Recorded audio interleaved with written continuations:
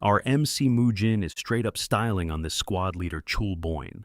He's not even trying, just toying with the dude like a cat with a mouse, even pulling off a sick mid-air dodge. Chulboin is absolutely fuming about this, demanding that our MC stops messing around and actually fights him for real. So Mujin's like, "Aight bet." He lands and casually picks up his 100-kilo sword like it's a freaking toothpick. They both charge at each other, but Mujin pulls a fast one, yanking his sword back to slam it against Chulboin's blade with insane force. The impact is so powerful it nearly sends the other guy's sword. Seizing the opening, he clocks Chulboin right in the face with a punch so hard it just about rearranges his nose.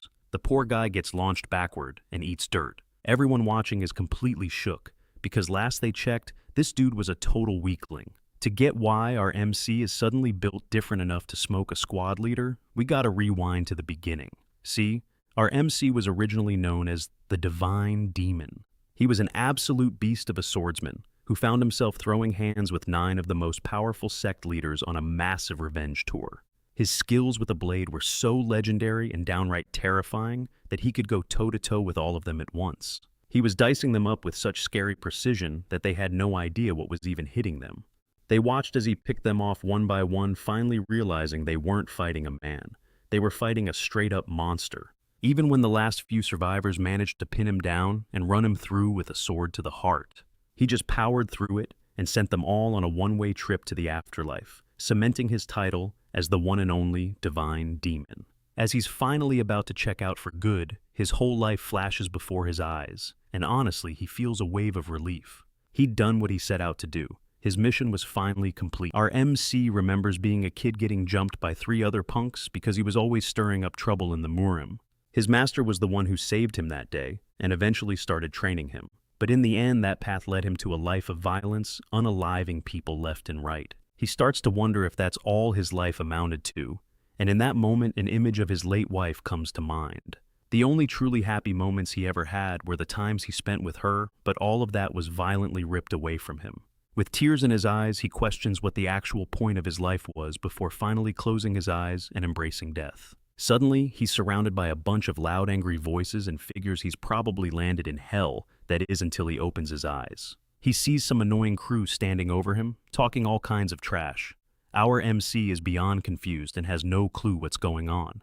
It's just a whole lot of what the hell is happening. Next to him are 2 kids, and the little boy is passionately defending his so-called older brother, insisting they can't just hand over their clan's martial arts. Not as long as his brother is still breathing anyway. He makes it clear that no matter what the martial arts have to stay within their family, the Flame Hua clan. While our MC is still trying to process this wild situation, the leader of the opposing group suggests a deal to make all their worries disappear. He calls our MC by the name Hua Mujin. Then he offers to pay him off, since everyone knows his clan is broke as a joke. The catch is, Mujin has to wager his clan's martial arts on a duel. It's winner take all. The little brother looks horrified when he hears this, because he knows his big bro, our MC, is famously terrible at martial arts. Our MC, completely over all the noise, is finally forced to ask the obvious question, who the hell is Mujin? Because as far as he's concerned, they've got the wrong guy.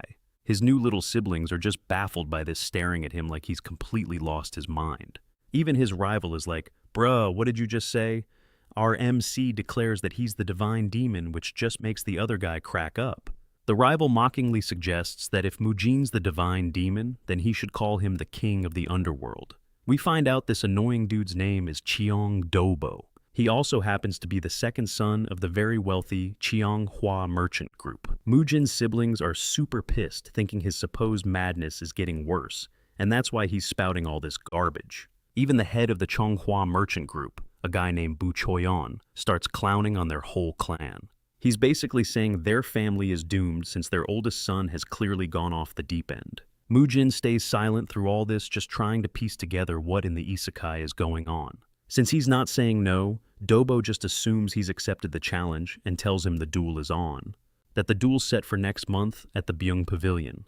Dobo reminds Mujin that they made a deal under the martial arts code, and he better not even think about backing out, cause there will be consequences. Once those guys dip, Mujin's supposed siblings immediately swarm him, asking what his game plan is now that he has been forced into a duel. What really makes this a clown show is that Mujin has supposedly never even picked up a sword before. Hearing this, Mujin just busts out laughing, because little do they know, swordsmanship is his entire reason for living. He tries to start aura farming by tapping into his inner energy, but then it hits him, it's gone. Like the tank is completely empty, not a single drop left. Frustration kicks in hard when he realizes this body is also incredibly weak and fragile. Seeing this, his sister just breaks down. She starts begging Mujin to come back to his damn senses. The little girl just rips into him, calling him trash and a total idiot for letting that merchant group walk all over him. Her brother scolds her for talking smack about their own family and tells her to apologize, but she's not having any of it. She then blames Mujin for their parents' deaths before running off in tears. The little brother apologizes for his sister, saying she just gets lost in her anger sometimes, and then he leaves too.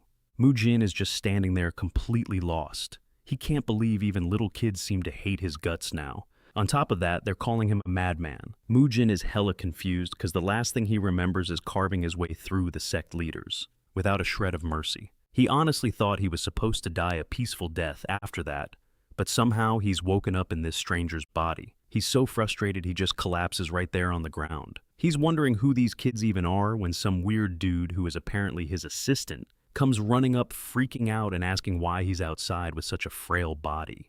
The guy claims he was worried sick, but Mujin just asks him who the hell he is because he has zero clue. The assistant Masok is shocked to hear this and just assumes Mujin is having another one of his seizures thanks to the madness affecting him. Convinced that Mujin is suffering from amnesia again, he decides it's story time. Apparently, Hua Mujin was once a super talented kid, a real prodigy that several top sects were desperate to recruit. By the time he was just 23, he had already become the leader of the clan. Sok is clearly tired of this, saying he's had to repeat this story over 6,000 times. Mujin isn't buying that he was some promising kid, though not when his energy core is complete and utter trash. He also wants to know what this madness is that everyone keeps bringing up, so Sok decides to spill the tea on that too. 17 years ago, Mujin and Dobo had an unofficial fight where they both promised not to use any inner energy. At the time of the duel, Mujin was only 6 years old and Dobo was 9. Dobo agreed to the rule, and the fight between the two kids began. But as the scrap went on, Dobo broke their promise and smacked Mujin with a punch loaded with inner energy.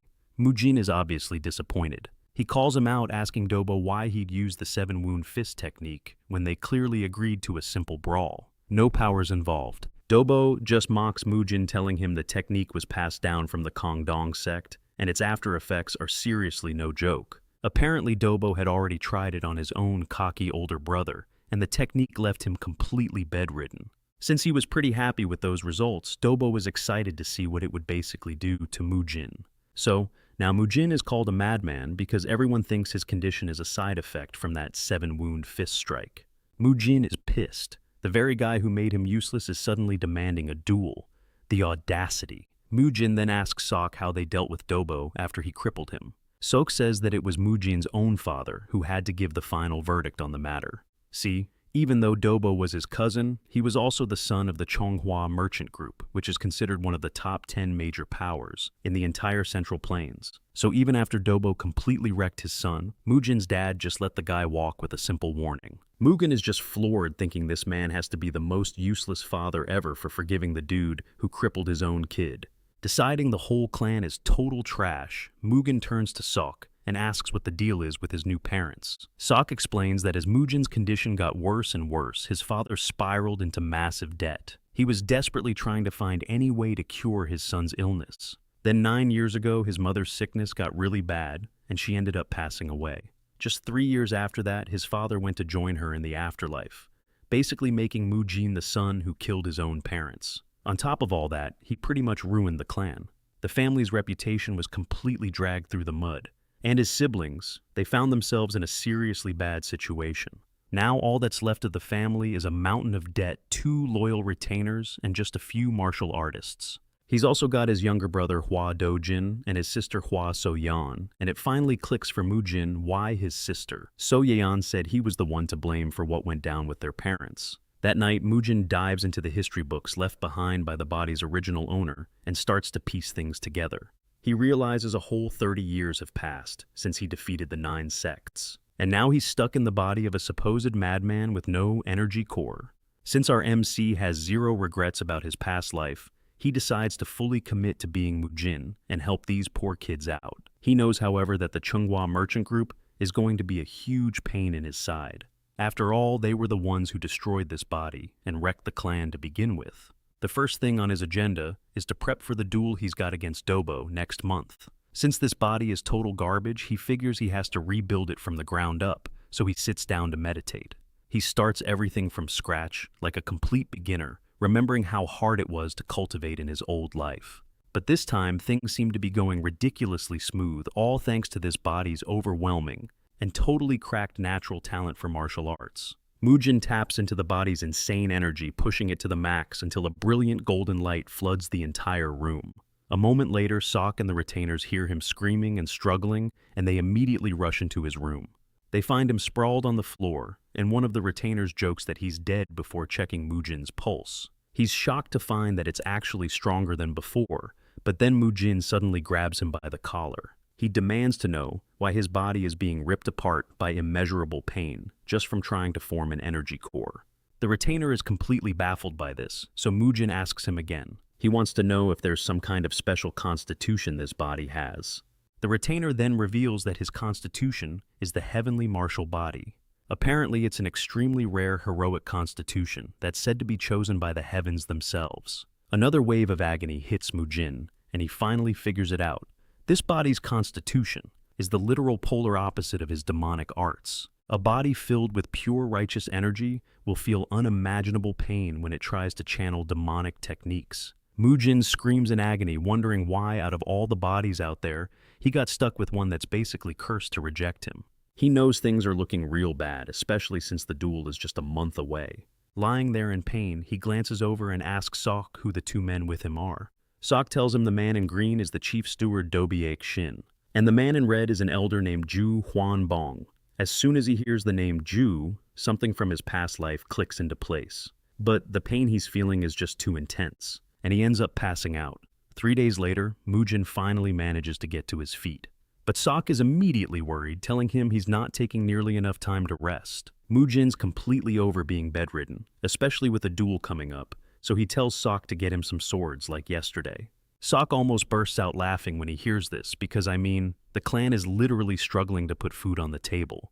And here's Mujin asking for new swords like it's nothing. This finally forces Mujin to ask the million-dollar question, wait, are we broke or something? Sok has to break the bad news that they're taking out loans from a super sketchy group known as the Bangho Sect. And because this sect operates with some seriously high interest rates, they're not just in debt. They're practically buried under it. It finally dawns on Mujin that if he wants to help the clan, he's got to solve this money crisis first. Still, Mujin figures, hey, what's a little more debt when you're already drowning? Might as well dive in head first. Sok is visibly panicking at this logic, but Mujin just tells him to zip it and write a letter to the elders. Why? Because our boys decided he's going out for a walk. When the elders found out, they absolutely freaked, realizing Mujin was heading straight into the lion's den. And sure enough, a little while later, Mujin and Sok are standing at the entrance to the Bangho Sect's headquarters.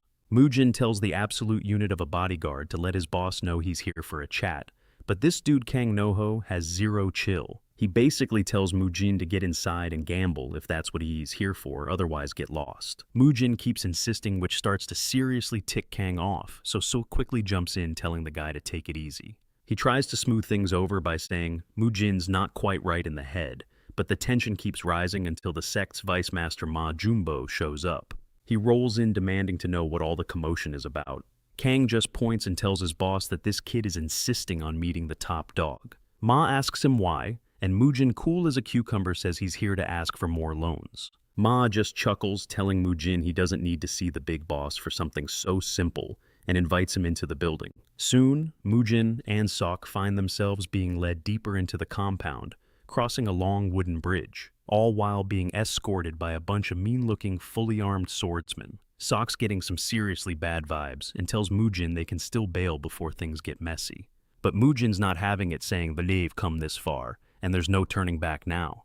That's when Sok tells him about a rumor from an old granny who saw the sect's leader in a fight. Turns out the leader is an absolute monster who demolished his opponent in just a few seconds. No cap, the guy is a master martial artist who's an expert in some seriously deadly killing techniques. Mujin is wondering why Sok's telling him this now, But Ma cuts in with a smirk, saying, Sok is a smart kid for catching on so fast. But he follows it up with the bad news. It's way too late for them now that they've reached a secluded part of the base. And before either of them can react, they're suddenly surrounded by a whole squad of armed goons. Mujin just sighs, looking completely unimpressed, and asks Ma if this was his grand plan from the start. Ma confirms it, saying he had to lure him inside because he couldn't exactly jump him out in public. But he adds a chilling threat, saying he won't be giving Mujin a free pass like he did for his parents. Sok knows fighting is pointless and just starts begging them to spare his master's life. Mujin, on the other hand, gets pissed the moment Ma brings up his parents, because as far as he knows, he doesn't have any. Then it hits him like a ton of bricks. Oh right, he's in a different body now. With the trap sprung, Ma orders his men to teach Mujin a lesson, and one dude who has been itching for a fight immediately rushes forward and throws a heavy punch right at Mujin's face. Sok practically faints from fear, seeing that fist coming straight for them. But in a shocking twist, Mujin doesn't just block the punch, he meets it, and the impact completely shatters the attacker's bones from the inside out. The guy screams in agony and collapses, whining that Mujin must have pulled some cheap trick on him.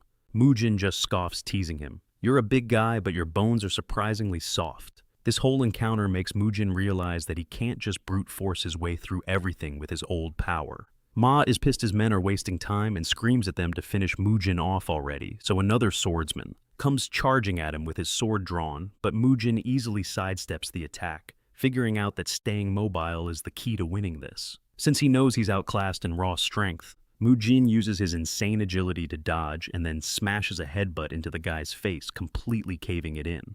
The goon stumbles back, screaming his head off, as his buddy tags in trying to slash Mujin, but our boy easily sidesteps the blade. The attacker goes for another swing, but Mujin just hops backward and unleashes a kick that takes the dude right out of the fight. Before the armed goons even know what's hitting them, they're getting absolutely toyed with, and in seconds they're all dropped to their knees. Watching from a safe distance, Seok shouts out to see if his master is okay, but Mujin just roasts him, calling him a blockhead and saying he's totally fine. Seok is completely floored by this, and he can't help but ask Mujin where on earth he learned these cracked martial arts skills that he's currently flexing on everyone. Mujin just smirks and tells the guy this isn't some fancy martial art. It's just good old-fashioned street fighting he learned to survive. This hits Seok like a truck because he has zero memory of Mujin ever roughing it up on the streets. Ma gives him a slow clap for dealing with his men, but then immediately flicks a coin at Mujin with some serious heat behind it.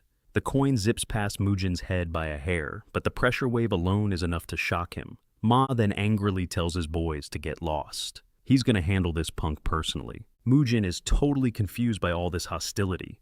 I mean, bro, all he wanted was to have a chat with their boss. But Ma just spits back that their leader isn't someone a piece of trash like Mujin ever gets to meet. Livid Ma whips out his sword and lunges at Mujin to end him, but in a legendary plot twist, Mujin blocks the full force strike with a pair of chopsticks. Ma's jaw hits the absolute floor seeing this, but what he doesn't realize is that chopsticks were literally all Mujin could afford. My guy is just too broke for a real sword. The two of them start trading blows, but Mujin holds his ground, showing off some seriously slick moves. And before Ma can even blink, one of those chopsticks is sticking right through his hand. Ma can't believe it. He was going all out trying to slice this dude to ribbons, and somehow Mujin still found an opening.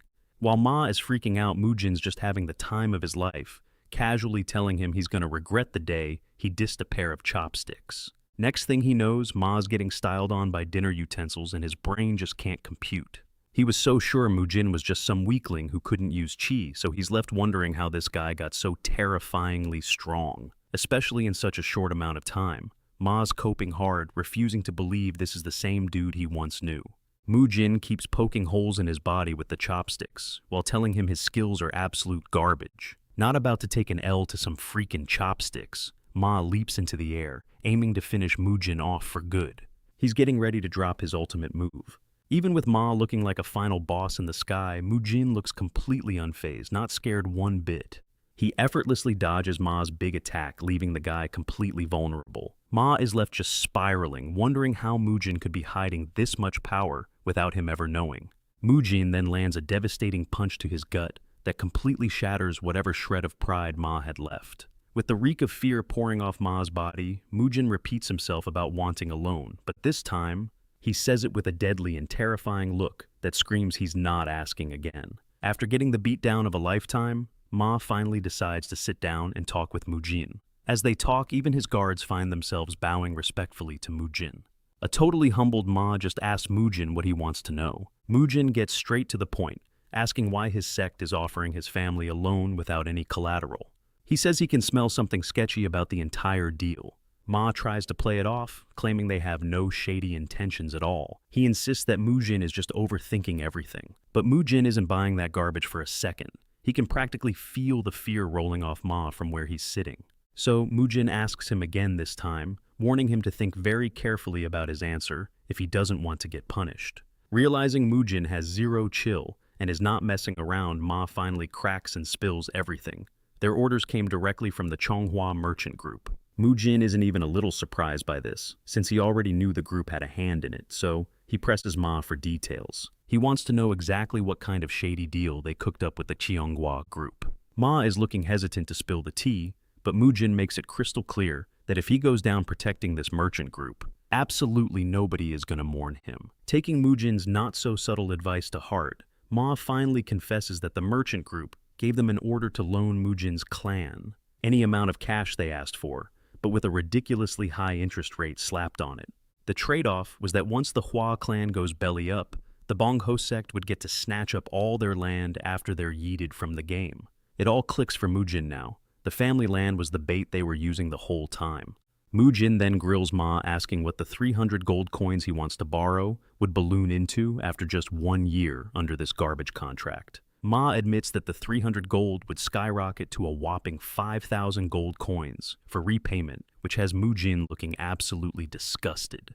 But honestly, he doesn't really give a damn and agrees to the terms anyway. His face gets dead serious as he asks Ma who their cleanup crew is for when things get messy. Ma reveals that one of their associates is the social sect of the Four Martial Heavens, which is basically an alliance of unorthodox sects. This news actually catches Mujin off guard, and Sok chimes in that it's a relatively new alliance. Mujin is clearly ticked off by the mere mention of the Four Martial Heavens, even dropping the B word to describe them. Sok is totally confused, thinking his master's getting off the deep end because he's never even seen him interact with this alliance before. And yet here he is, literally cursing them out like they stole his lunch money. Mujin just brushes him off, telling Sok not to sweat it because he is not in the mood to give him the full story. He's already getting impatient, asking what's taking the guy who went to fetch the money so long. Right on cue, the dude shows up with a box packed with the 300 gold coins he requested. Mujin's eyes practically sparkle when he sees the cash, figuring it should be more than enough, and tells Sok it's time to bounce. Sok, however, is still low-key freaking out about this whole borrowing situation. Mujin just tells him to zip it, grab the money, and let's get the hell out of there. As they're heading out, Ma and his goons walk Mujin all the way to the entrance. Mujin tells him to make sure he writes down today's date in his ledger, promising he'll settle all the clan's debts. That is right after he's done handling his business with the Chonghua merchant group. But wait, there's more. Mujin gives Ma a stern warning about shaking down the common folk for money, telling him that if he doesn't stop, there's going to be some serious punishment.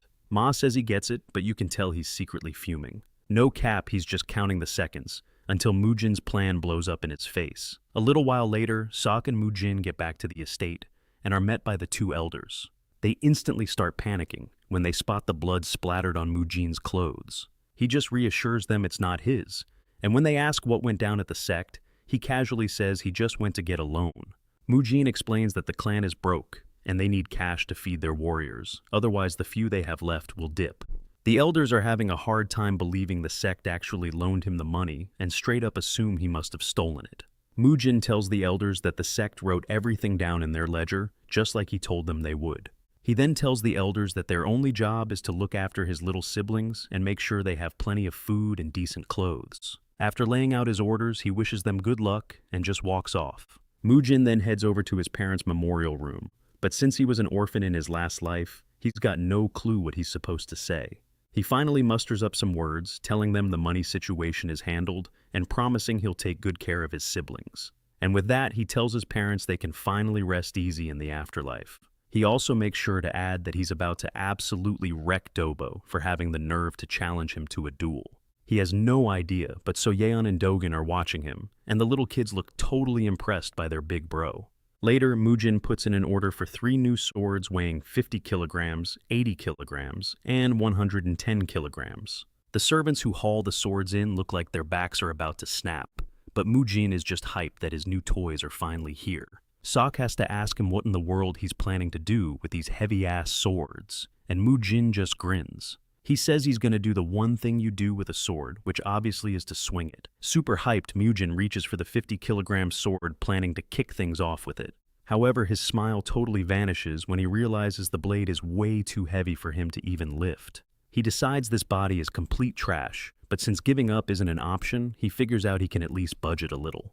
That is if he uses both of his hands. Mujin catches Sok just staring at him with total disgust and tells him to get lost and prepare his meal. He yells after him to make sure it's loaded with meat, and a worried Sok just dejectedly walks away.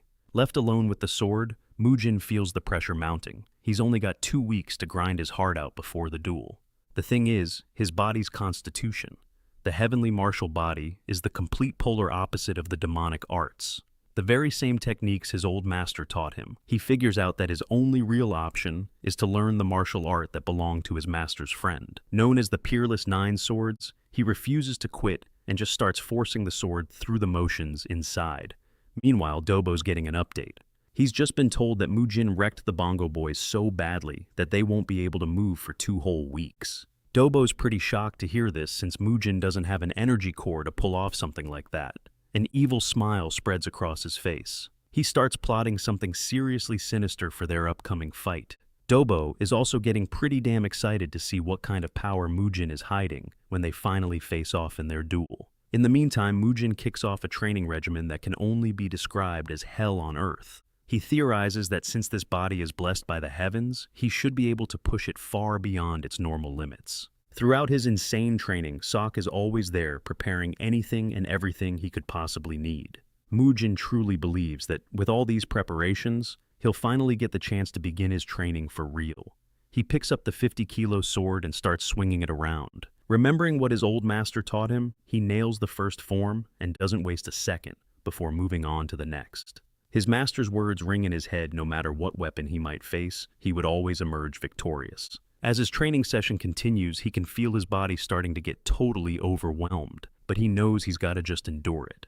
Soon enough, he finds himself wielding the massive sword comfortably. He's even leaping around the room like the blade was as light as a feather. Almost immediately, he transitions over to the third form. He's also trying his best to get his chai under control, hoping to power it up as much as possible to aid his training. He's got a ton of training equipment set up to mimic what a real fight would be like. His first challenge was a hardball, which he managed to dodge for a while before getting smacked from behind.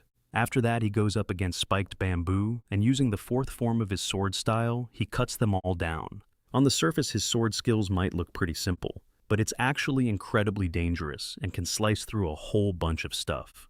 Even with all his effort, he wasn't able to hit the logs being launched at him with just his fourth form. This forces him to level up and move on to the fifth form. This time, he completely demolishes them all, using the overwhelming power of his fifth sword form. He feels confident that nothing can stop him, and that numbers are meaningless. After clearing the logs, he faces off against candles placed in bamboo. And for this particular challenge,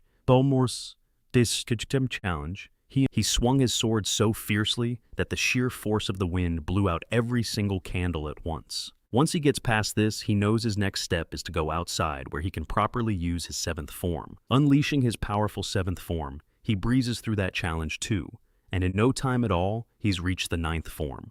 He's absolutely determined, believing there is nothing his sword cannot cut through. Mujin finally reaches the peak stage for this sword art, and just crashes to the ground, relieved, but also low-key pissed off. It's because he still can't replicate the ultimate final form he had in his old life. He flashes back to his younger days training with his master, but back then he pretty much blew off everything the old man said.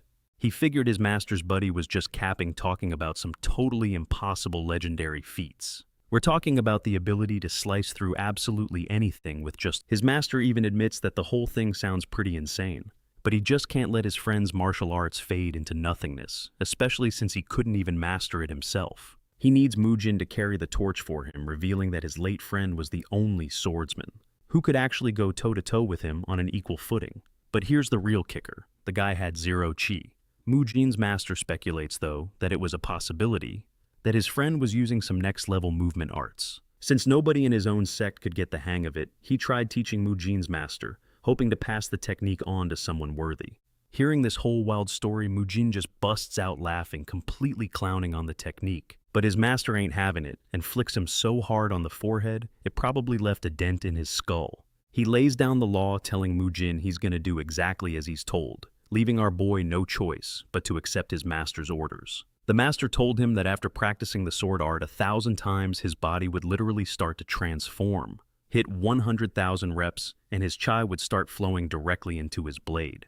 And a cool million swings would basically make him a god invincible against even the most cracked swordsman alive. Mujin is completely floored, realizing it's going to take him a solid 3 years to finish this insane grind. And that's if he's swinging his sword 1,000 times every single day.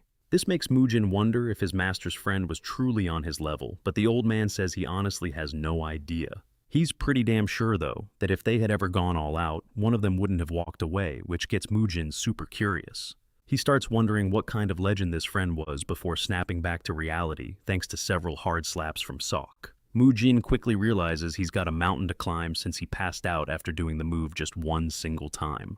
He's not even in the same universe as 1,000 reps. Still, a man's gotta eat and it's getting late. He glances at the plate in front of him and realizes it's just pork. Loki, disappointed, he tells Sok to get beef next time, since it's way better for bulking up quickly. He gives Sok the green light to use the cash they borrowed from the Bangho sect, saying he can easily get more later, no sweat. Mujin lays out his plan. It's gonna be a strict beef-only diet until his throwdown with Dobo is over. This gets Sok thinking, and he asks Mujin when the hell he learned martial arts, cause he's dead certain that the Mujin he knew before was a total fighting noob. Seeing as he's already spilled the beans to his siblings, Mujin figures he might as well let Sok in on the secret too. And then Mujin drops the absolute bombshell: he's not the real Mujin.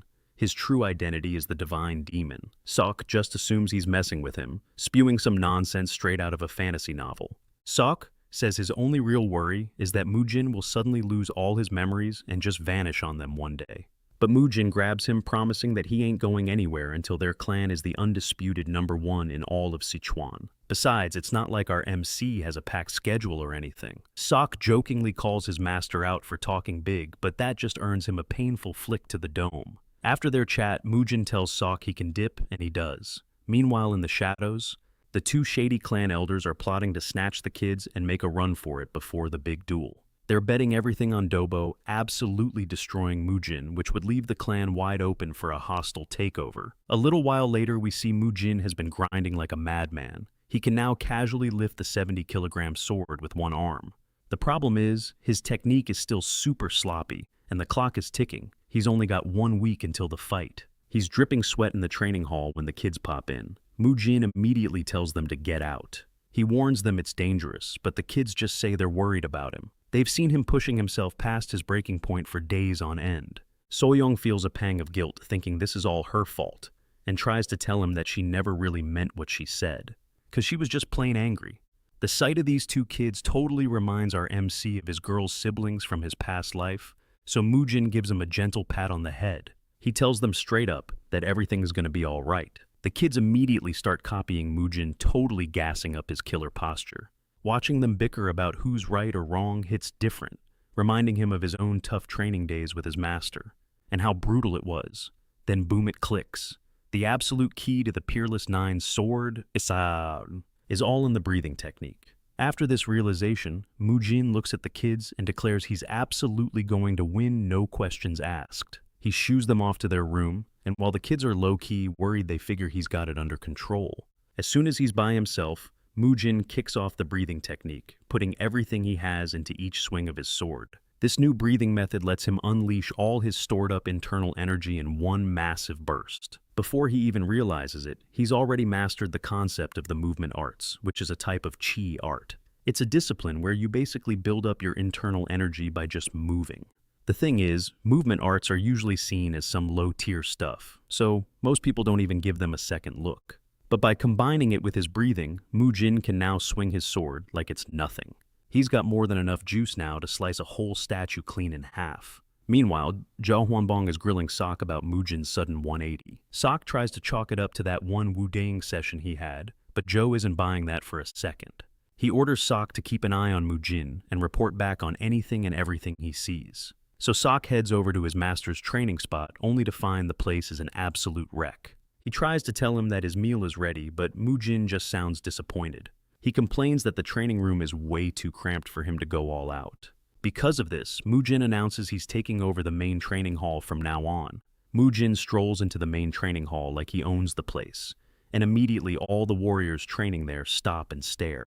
Sok tells the other warriors that his master needs the space to train alone, basically telling them all to get lost. He suggests they use the other hall, but the warriors are just looking at this half-dead dude like he's crazy. They can't believe he's barking orders at them. They're all thinking just because he's holding a sword doesn't make him a real martial artist, bruh. Mujin picks up on their salty vibes and decides to call them out on it. The other warriors are ready to throw down, but their squad leader Chulboin tells his guys to stand down and clear the hall for the young master. Chul is convinced Mujin has completely lost it again, but right then Mujin calls out to him. He tells Chul to man up and say what he wants to his face. Chul turns around, and Mujin challenges him to a fight. Since they're both swordsmen, Chul says he can't do it because Mujin is supposed to be the future leader of the clan. So Mujin just calls him a coward and tells him to get lost, since it's clear he can't back up his words. That's all it takes. Chul whips out his sword ready for a duel. The fight is on, but Mujin does something wild. He immediately stabs his own sword into the ground. Then he launches himself at Chul in a crazy move, getting right in his face and pushing his head before the guy can even blink. The other warriors are completely baffled. They've never seen a sword duel without a sword. Mujin just keeps toying with Chul. He's zipping around super fast, while Chul is just struggling to keep up. Chul gets more and more pissed off, yelling at Mujin to stop dodging and fight him like a man. Mujin's like, alright, fine, and finally picks up his sword, but Chul can't help himself and starts running his mouth again. He starts blaming Mujin for every single bad thing that's ever happened to their clan. He claims that since Mujin is the root of all their problems, he doesn't even deserve to learn martial arts. Chul charges at Mujin, but our boy meets him head-on, unleashing the 9th form of his peerless sword technique. It completely wrecks Chul's internal energy, leaving him shook. Mujin gives Chul absolutely zero breathing room, landing a nasty punch straight to his dome. Chul hits the floor hard with blood flying everywhere, and as he's going down, Mujin makes it crystal clear that the game has completely changed. As he smacks the ground, Chul is forced to accept the cold, hard truth. This isn't the same Mujin. He can feel the sheer willpower radiating off Mujin's body, a vibe that just wasn't there before. This insane turnaround leaves Sok and the other warriors watching the fight totally speechless. The warriors rush over to their boss, who's completely knocked out on the floor, while Mujin stands tall like he owns the place. He casually asks Chul if he's got any complaints about the outcome. One of the warriors flips out at Mujin, screaming that he pulled a cheap shot. But Chul pulls himself together and yells at the guy to shut his trap, admitting that he's straight up lost. Chul actually pays his respects to Mujin, saying he really learned something from him today. Mujin just nods, telling him he's free to go, but as the warriors are heading out the door, he tells Sok to go with them because he really just wants to be alone. The salty warrior keeps on complaining, claiming that Chul must have gone easy on Mujin, but Chul sets him straight. He tells him no cap he was planning on leaving Mujin half dead. The dude can't believe it, but Chul makes it clear he's being dead serious. Chul says he doesn't know what happened, but it's obvious their young master has seriously leveled up. Sok is also wondering when Mujin got so cracked, but at the end of the day, he's just thankful for the change. That night, 2 of the clan elders meet up to talk about the upcoming duel. These 2 have been in the clan for over 36 years and have been loyal the whole time. They start reminiscing about how legendary the Flame Emperor was. Back in his prime, the dude was so skilled that his martial arts made even the mighty Tang clan admit that he was completely built different. Basically, the elders were blown away by his sheer power and swore their loyalty to him right then and there. Joe worries that they're about to betray that loyalty, but Du disagrees. He says they just need to solve the whole bloodline problem. Dao points out they've been looking after Mujin for 17 years, and the clan has been on a downward spiral ever since. The 2 of them figure they've done more than enough, so there's no way the Flame Emperor will hold it against them when they meet him in the afterlife. They've already got their escape money all gathered up, and on top of that, they've hired a few martial artists for backup. Dao then tells Joe he should leave first while he hangs back to watch over Mujin a little longer. Apparently, the witness for the duel is going to be the martial master from the Kongdong Sect, who was hired by the Chonghua. Joe is shocked to hear this because the whole thing just screams setup. That merchant group is a bunch of shady snakes who will stop at nothing to see the Hua clan completely destroyed. Dao tells Joe to take the kids and wait for him at their secret spot, even though it's going to be a huge shock for them. Later on, Mujin realizes his beef portions are getting smaller and asks Sok what's going on. Sok reveals that the steward has been getting real stingy with the grocery money. And even though Mujin is low-key pissed, he puts it aside to show Sok his sick new outfit. But Sok completely roasts him, saying he honestly looked better when he was wrapped up in bandages. When it's time to head out for the duel, Mujin runs into Dao right outside the house. Mujin's first thought is that he's there to stop him, but Dao says no, explaining he's actually there to tag along and watch the fight. Mujin realizes Dao is just worrying for no reason, when his only plan is to beat his rival into a bloody pulp. With that, Sok and Dao join Mujin on his way to the arena. At the venue, the place is buzzing with a huge crowd, some there to see the fight, and others there to place some bets. With the odds stacked so high against Mujin, pretty much everyone was betting on his opponent. But then our boy strolls into the arena with a lollipop sticking out of his mouth. The second people see him, they're convinced he's a total scrub, and were even scrambling to call off their bets. The second he steps into the arena, he's met by Choi Yeon, who asks if he's dead serious about going through with the duel. The audience overhears this and immediately assumes Mujin, this weak-looking dude, was the one who challenged them in the first place. Everyone's whispering that this guy's ego has clearly gone off the deep end. Mujin is absolutely fuming when he clocks that they're already trying to spin the story and paint him as the villain. And trust me, he's got a special kind of payback planned for that little stunt. Mujin looks Choi Yeon dead in the eye and says there's no way in hell he's gonna sit back and let her crew just steal his clan's secret manual. That's the whole reason this beatdown is about to happen. The crowd is completely shook by this revelation. They'd never heard of a merchant group trying to jack a secret martial arts technique. Meanwhile, Choi Yeon is feeling herself totally confident in how things are playing out. She's certain Mujin is about to get a reality check for trying to act all high and mighty. The stage is set, the tension is thick enough to cut with a knife, and the duel is ready to pop off. The host's voice booms across the arena, announcing that the official witness for the fight will be Han Yi-gong of the Kongdong Sect. We see Han posted up on a balcony, looking like an absolute unit, and ready to see his master's will be done. He instructs both Dobo and Mujin to fight honorably in front of everyone watching. Right then, Dobo drops a psychological bomb, telling Mujin that the fighting uniform he's wearing right now, yeah, he personally sent it as a little welcome back present. Mujin just cracks a smile at that, then whips out this ridiculously huge sword, telling Dobo he might as well get ready, because he's gonna have to return the rest of the stolen goods after he gets his butt kicked. The whole crowd just loses its mind at the sight of his weapon. No one's ever seen a dude fight a duel with a blade that massive. Plus, everyone thought the legendary Flame Emperor was a bare-fisted brawler. Even Do is completely stunned. He whips around and asks Sok if Mujin said anything weird before this. You see, both of them had basically told Mujin to just run away, thinking he had zero chance of winning against this guy. But now Sok is starting to think maybe, just maybe Mujin could actually pull this off. Do, on the other hand, is not convinced in the slightest. Once both fighters give the nod, the referee slams the gong to kick things off. Mujin, running on pure rage, explodes off the line straight for Dobo. He brings that giant slab of iron down in a devastating arc. Dobo barely manages to dodge the attack, which completely shatters the ground where he was standing. The spectators are just blown away. They never dreamed Mujin could be so fast and pack so much power. The word on the street was that Mujin had absolutely no martial arts training. But here he was, moving like a straight-up demon. Even Dobo is in total shock. He came into this expecting an easy win. Mujin doesn't let up for a second, charging Dobo again with another massive swing of his sword. This time, Dobo manages to block it, and they're locked blade to blade, staring each other down. The clash of steel rings through the arena, and it's a truly glorious thing to witness. Choi Yeon can't believe it. Mujin is actually holding his own, lasting way longer than she ever thought he would. Still, she's convinced that no matter what training he's done, he's still not even in the same league as Dobo.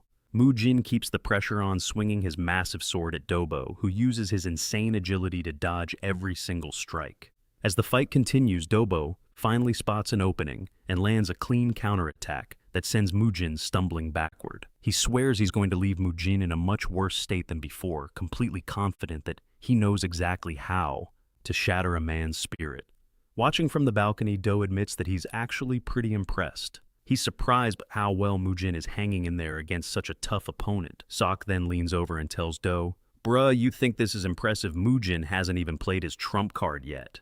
Do is pretty sure Sok is just spouting nonsense. But Sok hits back saying he secretly watched Mujin's solo training sessions, and he promises, "Dude, that something way more busted is about to drop."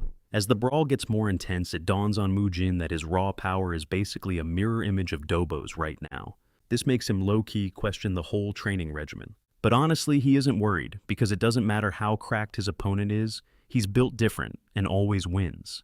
This time, he's playing for keeps and plans on ending Dobo for good. Meanwhile, Joe's on transport duty with Mujin's siblings, and he's just pulled up to their destination while they're sleeping, which gets him thinking about Do. He remembers Do telling him he was sticking around to, and I quote, "gather whatever's left of Mujin." Yeah, after Dobo finishes him. Joe's not even sure if what they're doing is the right call, but hey, the ball is already rolling. Back in the arena, these two are still going at it like absolute animals. Mujin isn't sweating it though, because in his eyes, Dobo is nothing but a total newbie. The two just keep trading massive blows. And while it looks like they're evenly matched, some spectators think Mujin actually has the edge, while others are already talking trash about our boy. They're basically saying he's not all that and a bag of chips. Right then, Dobo unleashes a massive attack and sends it hurtling straight for Mujin. Do and Sok practically have a heart attack watching this beam of death zero in on Mujin. All they can do is hope to God he can actually get out of the way because Dobo is not playing around. Realizing Dobo is on his case, Mujin busts out the Peerless Nine, Sword's first form, the preemptive step. Dobo's attack connects, but thanks to Mujin's slick new move, he manages to block it, leaving the entire crowd, "See, Kamao Manhwa." Even Dobo is shook and has to stumble backward to get some space. Seeing that Mujin is going completely feral, Dobo starts charging up his inner energy, getting ready to throw down one final ultimate strike. Mujin, however, just starts making fun of him. He straight up clowns him, saying his power-up is taking way too long. Mujin then pops his technique's second form and just blitzes toward Dobo with some serious killer intent. Dobo feels that menacing aura, and his only option is to try and block, but he's getting pushed back and is completely losing his mind. He just can't wrap his head around the fact that he's getting bodied by Mujin.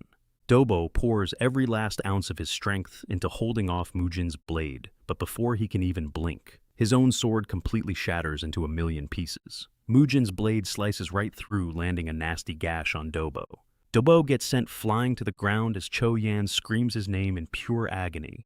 And just like that, Dobo is sprawled out in a growing puddle of his own blood, his right arm completely gone, which means Mujin takes the W by default. Mujin then casually strolls over to Dobo's severed arm, announcing he'll be taking it as payment for a 17-year-old grudge. Choyan is floored by this, but Mujin just shrugs, saying the merchant group might be able to stitch his arm back on anyway.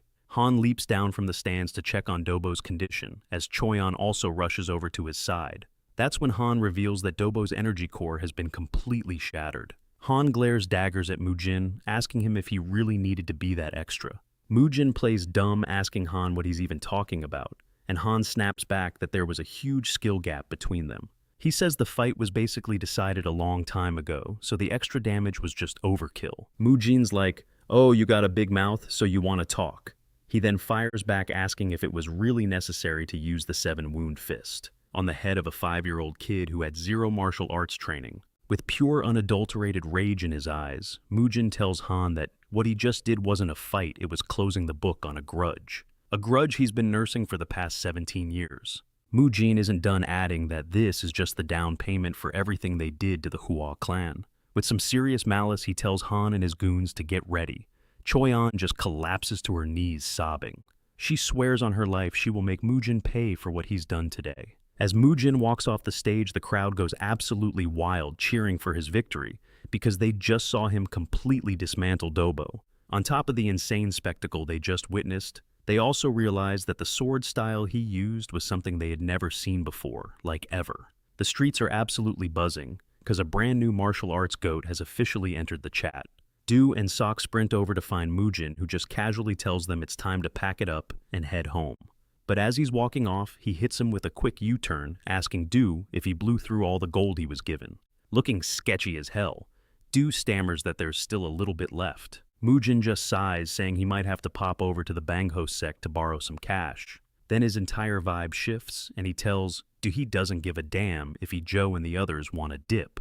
But he makes it crystal clear that if they ever try to take his siblings away, things are going to get real ugly. He says this with so much killing intent it practically turns Do's legs to jelly right where he's standing. Meanwhile, his siblings are giving Joe an earful, screaming at him for dragging them away when they were supposed to be watching the fight. Joe knows they're totally screwed when he gets a letter from a messenger pigeon. He quickly realizes that Mujin, against all odds, somehow managed to win the whole thing. The note from Do basically screamed that their cover was blown and urged him to get back to the house immediately. Without a second thought, a terrified Joe starts racing back home. While the kids are just hyped, they get to go see their big brother. Later on, Mujin tells Do it's officially time for him to go deal with the Bangho sect. He tells the old man not to sweat it, and that he's got everything under control. Even though Mujin's clearly on a whole new level now, Do still begs him not to get tangled up with the Sosal sect. Realizing the old man is just overthinking it, Mujin promises him that he won't. With that, Mujin heads off to the Bangho sect, but Sok can't shake the feeling that this is about to go horribly wrong. Mujin says he can't put it off any longer and tells Sok to stay right on his tail, and in a flash they arrive at the Bangho sect's front door. This completely shocks Ma, who never in a million years thought he'd see Mujin again, who tells him he's just there to collect the debt. He also throws some shade at Ma, making fun of how their sect headquarters looks like a total ghost town. Ma tries to play it off, claiming all the local gamblers just left for a bit. He says they all had to go watch his big duel against Dobo.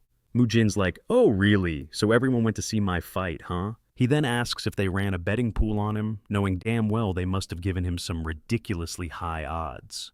From that alone, they must have made an absolute fortune off his victory. The second Mujin realizes they've made some bank, he makes his intentions known, and Ma can tell he's about to be squeezed dry. To avoid getting into a mess, Ma quickly tells him they're more than happy to show their gratitude. Mujin is definitely pleased to hear that, because let's be real, who doesn't like getting paid? Ma can feel this chilling aura just pouring off Mujin, and it's pretty obvious the guy is radiating pure killing intent. Mujin then asks Ma where his boss is, which totally spooks him, but before Ma can question him, Mujin slams his fist on the table. He lets the guy know that having to ask a question more than once really pisses him off. Just as Mujin's about to go completely wild, the sect's leader Chai Wungil finally makes an appearance. Mujin's kinda surprised to see this busted-looking dude is actually the one in charge. Chai admits that his lackeys have already told him all about Mujin. So Mujin fires back, asking him why he plays so hard to get. Mujin has absolutely zero chill and immediately starts roasting him, telling him his face is a straight-up disaster. Standing right behind Chai is a much more interesting guy, and Mujin asks if he's his personal servant. You can feel the pure malice rolling off this dude, who turns out to be Death Black Crow from the Sosal sect. Black Crow starts mouthing off at Mujin for eyeing his cash. And wouldn't you know it, Mujin finds himself face to face with the one sect he was told to avoid. Mujin just tells the dude to shut his mouth if he doesn't want to get put in the ground. Totally enraged, Black Crow charges at Mujin, ready to tear him apart, which sends Sok into a panic. But Mujin isn't even sweating it. He can tell Black Crow is no real threat. He's fully prepared to take down anyone stupid enough to get in his way. Mujin casually flicks a chopstick at Black Crow, and with so much power behind it, the thing goes straight through his hand. It finally clicks for Black Crow that Mujin isn't just some random punk, and he actually needs to take this fight seriously. Mujin shoots back that he doesn't want compliments from a piece of trash like him anyway. Bruh, this just makes Black Crow see red, and he furiously charges at Mujin all over again. This time, however, Mujin decides to meet him in the middle, rushing forward before straight up vanishing into thin air. He reappears right behind Black Crow, leaving the guy totally shook. Black Crow starts throwing frantic punches at Mujin, who just effortlessly dodges every single one, making it painfully obvious he's just toying with him. Black Crow can't wrap his head around how a kid this young is making him look like a total fool. That's when Mujin decides it's time to add one more hole to Black Crow's face. Mujin shoves the chopstick deep into his left eye, causing a level of pain that makes his screams send chills down the spines of everyone watching. Black Crow collapses to his knees, calling Mujin every name in the book, and warning him that the social sect will come for his head. They won't stand for him attacking one of their members. Mujin's low-key curious to see what the sect's got, so he kicks Black Crow in the head and tells him to go ahead and call them. He says to tell the whole social sect to pull up if they want. But before his crew gets there, Mujin makes it crystal clear that Black Crow isn't leaving this room alive. In a split second, Black Crow's tough guy act disappears, and he starts begging, saying he'll give Mujin anything he desires. As long as his life is spared, anything is on the table. Mujin's surprised he's so desperate to live, but since wealth was offered, he holds off on sending the guy to the afterlife. Black Crow explains that all his money is back at his base, but he swears he'll bring it all back. Mujin's down to make a deal, but he makes sure Black Crow knows he's a dead man if he doesn't show up with the cash. With pure terror fueling him, he bolts out of there, promising he'll be back faster than a speeding bullet. After dealing with that clown, Mujin turns to Che, who is literally pissing his pants in fear. He tells the guy it's finally time for them to settle their accounts. Che immediately drops to his knees, pleading to be spared and promising to hand over every single thing he owns. Mujin just scoffs at this, telling Che he has nothing to offer because all of his properties already belong to him. Che's confused by this, so Mujin tells him to tally up all the profits he scammed out of commoners. Then he should add in the value of all the lives he ruined by manipulating martial clans. That'll equal out his total assets. With tears pouring down his face, Che says he's willing to give it all to Mujin, but this just pisses Mujin off even more. He smashes Che's skull, reminding him that he can't offer something that's already been taken. The whole room is gripped with fear. Mujin turns to the crowd and asks them who's next in the line of command. A guy named Ma quickly steps up, says he's the vice sect leader, and immediately falls to his knees begging to live. He swears to Mujin that he'll live an honest life from now on if he's just given one more chance. His plea was actually sincere. So, Mujin decided to spare his life. He then asked Ma how much Che was worth, and Ma starts with his house. He says everything comes out to about 4,000 gold, and Bungo's assets are worth roughly 10,000 gold. On top of that, there's a 500 gold tribute from the Sozal Sect. Basically, the grand total is over 20,000 gold, and Mujin makes it known that every last cent is coming to him. Ma tells him he'll get everything prepared and bring it right over, which is exactly what Mujin wanted to hear. He wants this whole thing handled without any delays. After Ma leaves, Mujin glares at the other sect officers with a look that could kill. He tells them it's their turn to start negotiating for their lives. They're completely stunned. He reminds them that Ma was the only one he promised to spare. Absolute panic sets in, and they all start begging for mercy. A little while later, Mujin returns home with several boxes packed with treasure and money, leaving Du absolutely shocked. He tells Du that each of the boxes contains about 400 gold. Du tries to snap Mujin back to reality, pointing out that the Bangho sect is backed by the powerful Sozal sect. But the biggest problem isn't the Sozal sect itself, it's who they're allied with. And that's a seriously dangerous dude named Jusu Gang. Du adds that the sect also has both the Black Crow and the Red Crow on their payroll too. The second Du hears Mujin say he's already handled Black Crow. He can't believe his ears. Du is absolutely floored, and Mujin tells him not to even think about putting him in the same league as himself or Joe. He makes it clear that anyone who messes with the clan is going to end up 6 feet under, and then with zero chill, he tells Du to go get him some beef. He also gives an order for his siblings to get a proper meal when they get back, but as Mujin walks away, Du is still trying to process what just happened. He's just seen Mujin put the fear of God into Black Crow, a dude who's a walking menace across the entire region. It hits Du right then and there that this isn't the same Mujin he once knew. This guy is built different. Meanwhile, Choi Hyun isn't playing around and has hired a crew of assassins to destroy everything precious to Mujin. But she gives them one twisted instruction: bring back one of the kids alive. Back in the day, the Flame Hua clan was on top of the world, led by the legendary Flame Emperor. This guy was so cracked that countless martial artists watched his every move with admiration.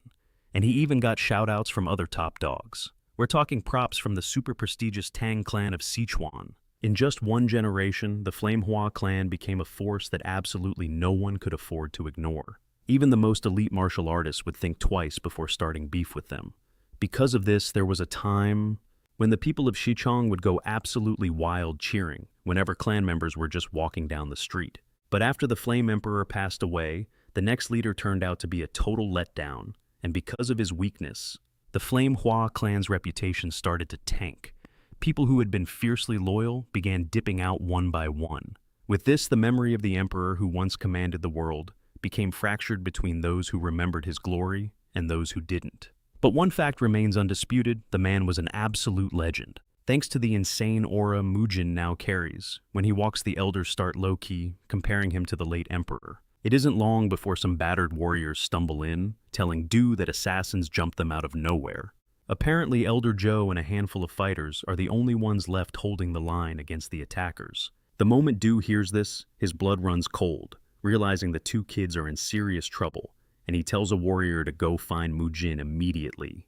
He himself bolts ahead to help. Deep in the forest, Joe finds himself as the last man standing against a swarm of assassins. All the warriors with him have been taken down, but even facing these impossible odds, he stands firm, ready to die to protect the kids. Just as he's about to be overwhelmed, Du slides in at the last second, giving him some much-needed backup, which really ticks off the assassins. They were literally seconds away from finishing their mission before Do crashed the party, and their leader starts screaming at his men. He orders them to take both of them down, and another brutal fight breaks out. Du manages to trade a few hits with the assassins, but his age starts to catch up with him, and his opponents quickly gain the upper hand. Before he can even react, he gets a nasty cut on the shoulder that sends him stumbling backward. One of the assassins makes Du his personal project, telling his buddies to go ahead and kill one of the children. He relentlessly shoves Du back, forcing him onto the defensive, but Du refuses to give up an inch. A few moments later, Do gets sliced open pretty badly and lets out a scream of pure agony. Du hits the dirt, completely unable to protect himself, let alone the kids. Now that Du is out of the picture, the assassins turn their full attention to the kids, cruelly asking which one they should kill and which one they should spare. Even though Dojin is powerless, he still puts himself in front of his sister to shield her, so the assassins decide he's the one who's gonna die. Right as they're about to slice Dojin to pieces, Mujin's voice booms through the forest, telling them to freeze right where they are. He looks like a demon from hell as he rockets towards them at an unbelievable speed. But the assassins don't even flinch, since Mujin's old reputation as the clan's resident loser precedes him. The assassin leader scoffs and just tells his men to take care of Mujin. He figures if this nobody wants to play hero, he can die with the others. One of the thugs rushes toward Mujin, becoming the first unlucky target for his explosive rage. With almost no effort, Mujin shatters the guy's sword into 1,000,000 pieces before delivering a single vertical strike that cleaves him in two.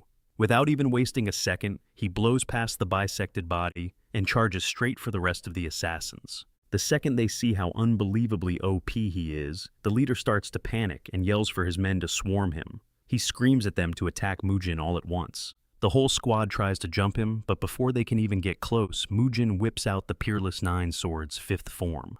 And get this, it's called the Army Slayer technique. Bruh, he just blitzes through all of them like they're made of paper. One dude thinks he can get a sneak attack in, but Mujin just effortlessly sidesteps him before sending the guy's head flying. It's at this moment the last assassin standing finally gets it. They didn't just pick a fight, they woke up a demon. Before the guy can even make a move, his right arm is already on the floor, and he's screaming his lungs out. With zero chill, Mujin tells him not to move a muscle if he enjoys the whole being alive thing. Mujin glances over and sees Joe helping Dojin to his feet. The little guy is already covering his sister's eyes, trying to shield her from the absolute bloodbath in front of them. Dojin tries to reassure his sister, telling her it's all good now that their big bro Mujin showed up and clapped all the bad guys. Mujin walks over to the kids and asks if they're holding up okay. Dojin puts on a brave face, saying they're totally fine, but Mujin can tell they must have been scared out of their minds. But Lil Bro Dojin puffs out his chest, saying he wasn't scared at all, because he's the son of a martial master, no cap. Mujin can't help but crack a smile at that, patting the boy on the head for his guts. He then tells Elder Joe to get the injured guards and his siblings back to the estate ASAP. The second they're gone, Mujin's whole vibe flips as he turns back to the last assassin. He warns the guy not to even think about whining over his freshly chopped off arm. Mujin gets straight to the point, asking if the Chunghwa merchant group sent him. The dude hesitates for a second, so Mujin dangles a little incentive talk, and you might just get to live. Hearing that, the assassin immediately spills the beans, revealing that Choyan hired them through the Death Forest faction. After singing like a canary, the guy asks if Mujin is really gonna let him walk like he promised. Mujin tells him to scurry on back to Choyan with a message he just wiped out the entire crew she sent after his siblings, and he's coming to collect her head next. A little while later, Mujin strolls through the street absolutely drenched in blood, and you better believe every single eye is glued on him. All those people who used to talk trash about him are suddenly real quiet. It seems nobody wants to risk becoming the next stain on his clothes. The whole town is whispering, wondering if the cracked prodigy from back in the day has finally made his comeback. After soaking up enough of that street cred, Mujin finally heads home, where Masak comes running out to greet him. But Mujin, who is not in the mood, just shoves his head out of the way. He asks Masak if the wounded warriors are in the medicine hall, and Masak confirms they are, adding that Dojin and his sister are also resting up in their rooms. Mujin's relieved to hear it and tells Masak to draw him a bath. Moments later, Mujin is soaking in the hot water, finally getting a chance to process everything. He starts thinking about his siblings. He wants to shield them from the ugly parts of the world, even though they were born into a brutal martial arts clan.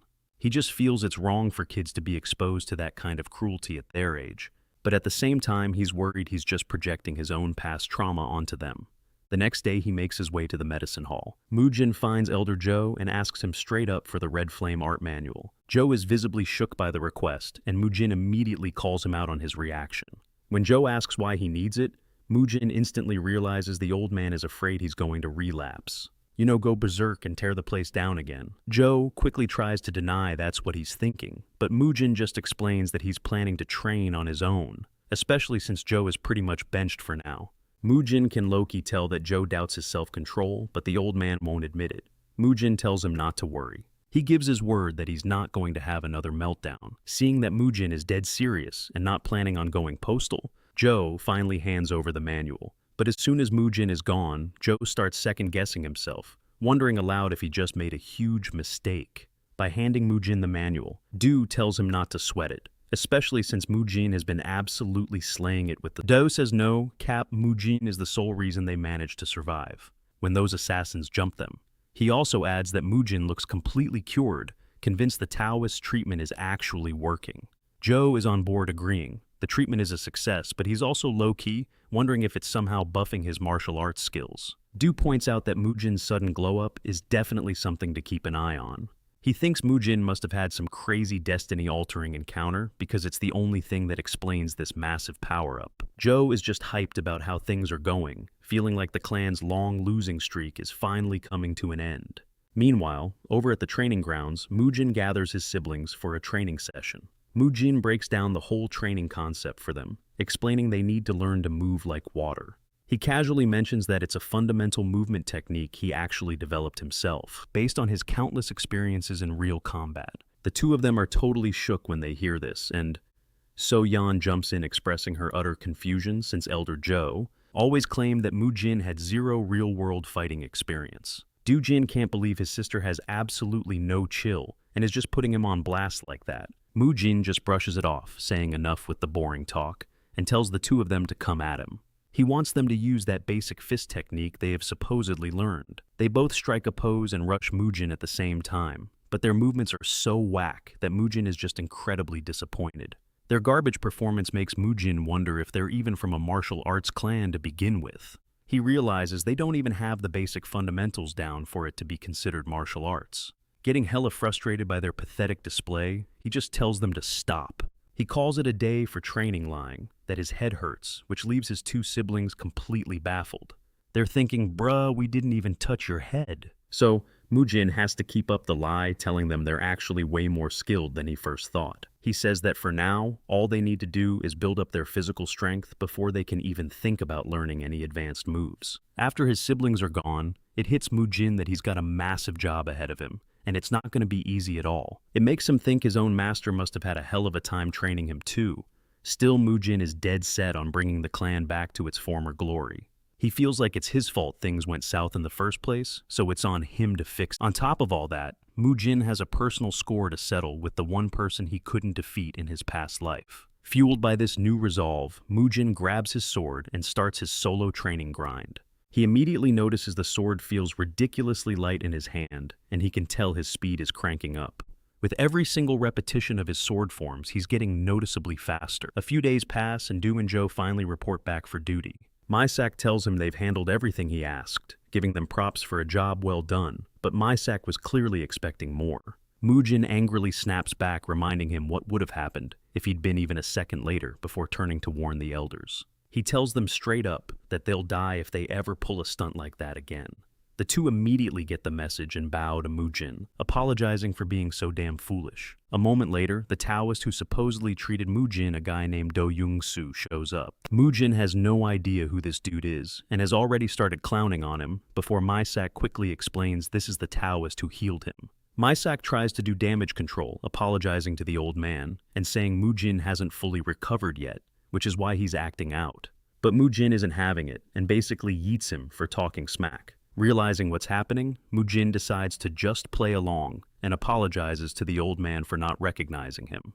Mujin then urges the guy to come with him, saying he must be wiped out from such a long journey. You see, a few days before this, Maisak had given Mujin the rundown on this Taoist priest. He explained that the guy was from the Wudong sect's direct lineage, and claimed he was the one responsible for healing Mujin, all thanks to some so-called positive energy healing from a priest. And get this, the chief steward apparently shelled out a boatload of cash to bring this Taoist in. So, now back in the present, Mujin is actually pretty stoked to finally meet the guy, which is why he's inviting him further into the compound.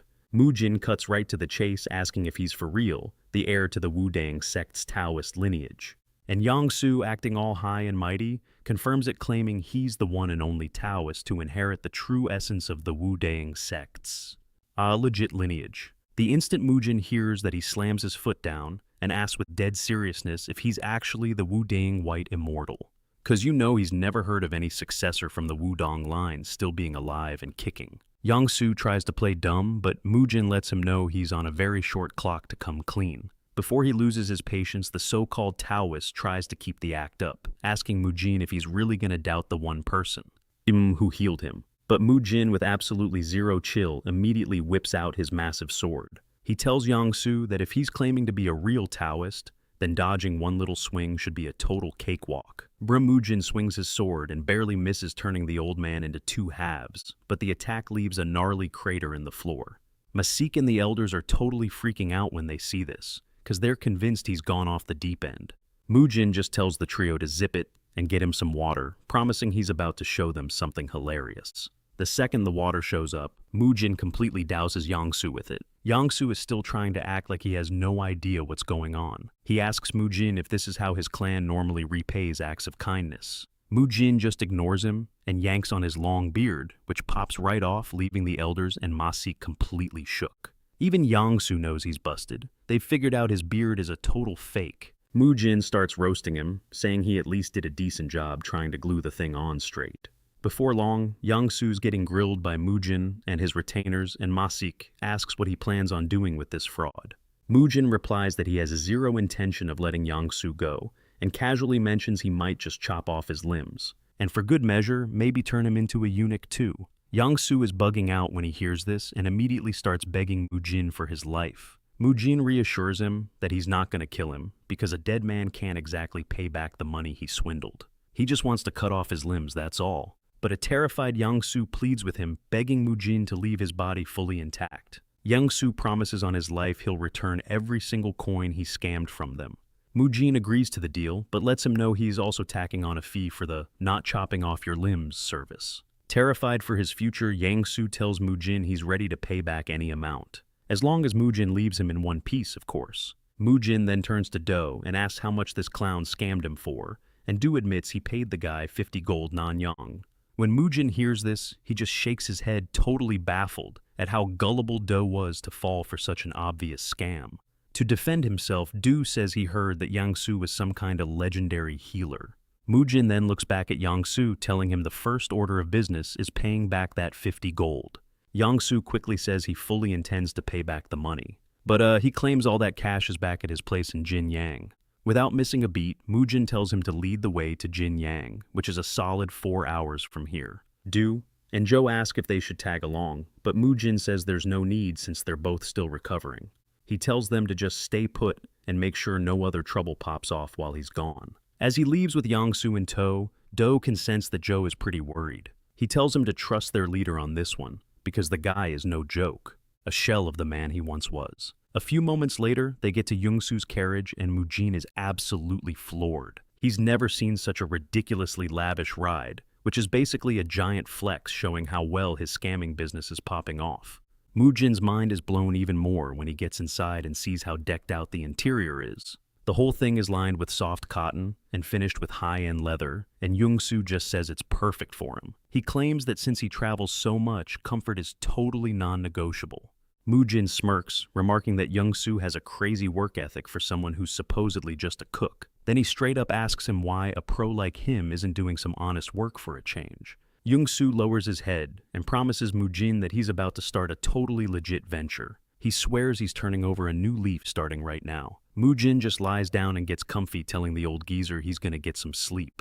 He tells him to just wake him up once they've reached their destination. Young-soo nods along, promising Moo-jin he'll wake him the very second they get there. But deep down, Young-soo is cooking up some serious trouble for Moo-jin and can't wait to show him what happens when you cross him as the carriage takes off. After driving for a few hours, they arrive in a dead silent and super secluded part of the forest. Young-soo gets out of the carriage to meet up with an acquaintance who is obviously a bandit, telling the guy that Moo-jin is inside. He lets him know that their target is completely passed out in the carriage. He orders the bandit to haul him out and make a brutal example of him.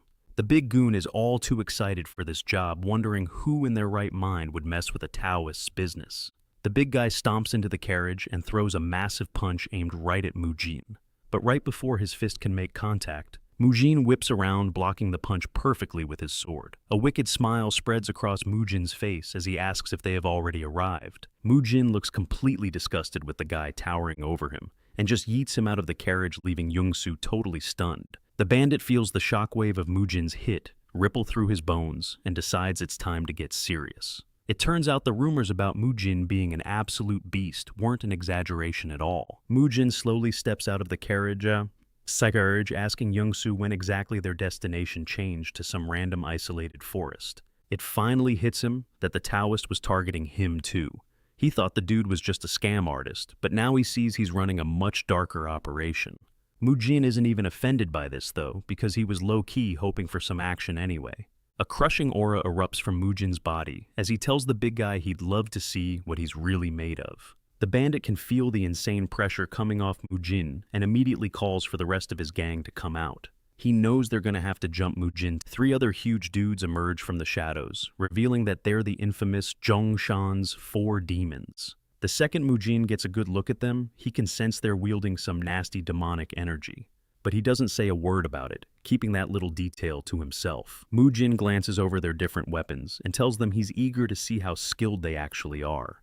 Without wasting another second, Moo-jin dashes straight toward the team's leader, separating him from his buddies. He immediately puts the guy on the back foot, unleashing a relentless barrage of attacks.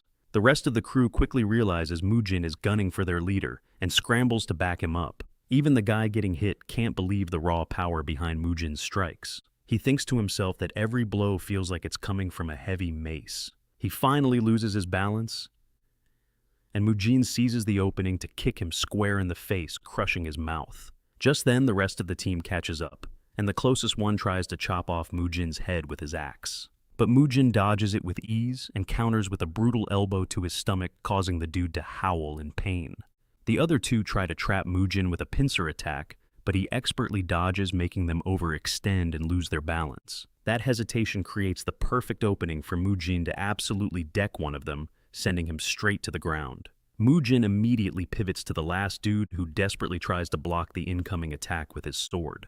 But bruh, the thing just shatters into a million pieces right in his face. Moo-jin's blade stops just a hair away from cutting the guy in half, but he holds back at the last second, as the dude's life flashes before his eyes. And while he's still trembling from that near-death experience, Moo-jin sends him flying with a brutal kick to the chest. With that, Moo-jin has taken all 4 of them down, leaving them on their knees and struggling just to breathe. Throughout the fight, he confirmed his suspicions. They're definitely using demonic arts. But this just leaves him wondering how the hell demonic arts are even a thing in the Central Plains. Moo-jin low-key considers them his juniors, and he really doesn't want to kill them. He's trying to figure out what to do when the team's leader screams out that they completely surrender.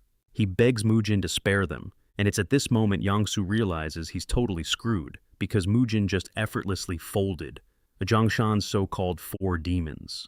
The leader even admits they figured out Moo-jin was on a whole other level after just the first few moves. So Moo-jin asks him why they kept messing around if they already knew they were outmatched. He then assures the dudes he'll spare them, but he's going to destroy their energy cores and completely sever their meridians.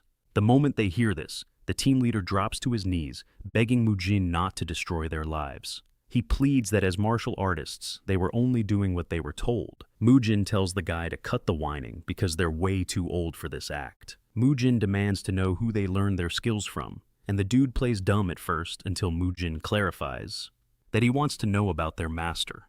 Mujin says he can clearly see they're using demonic energy, even if it's a pretty pathetic version of it.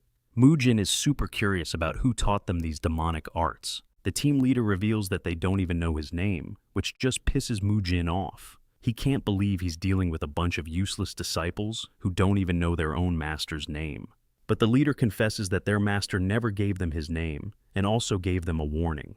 They were told not to go looking for any of his other disciples. Mujin scoffs that they should have just kept their heads down and focused on learning their trash-tier martial arts instead of getting mixed up in banditry.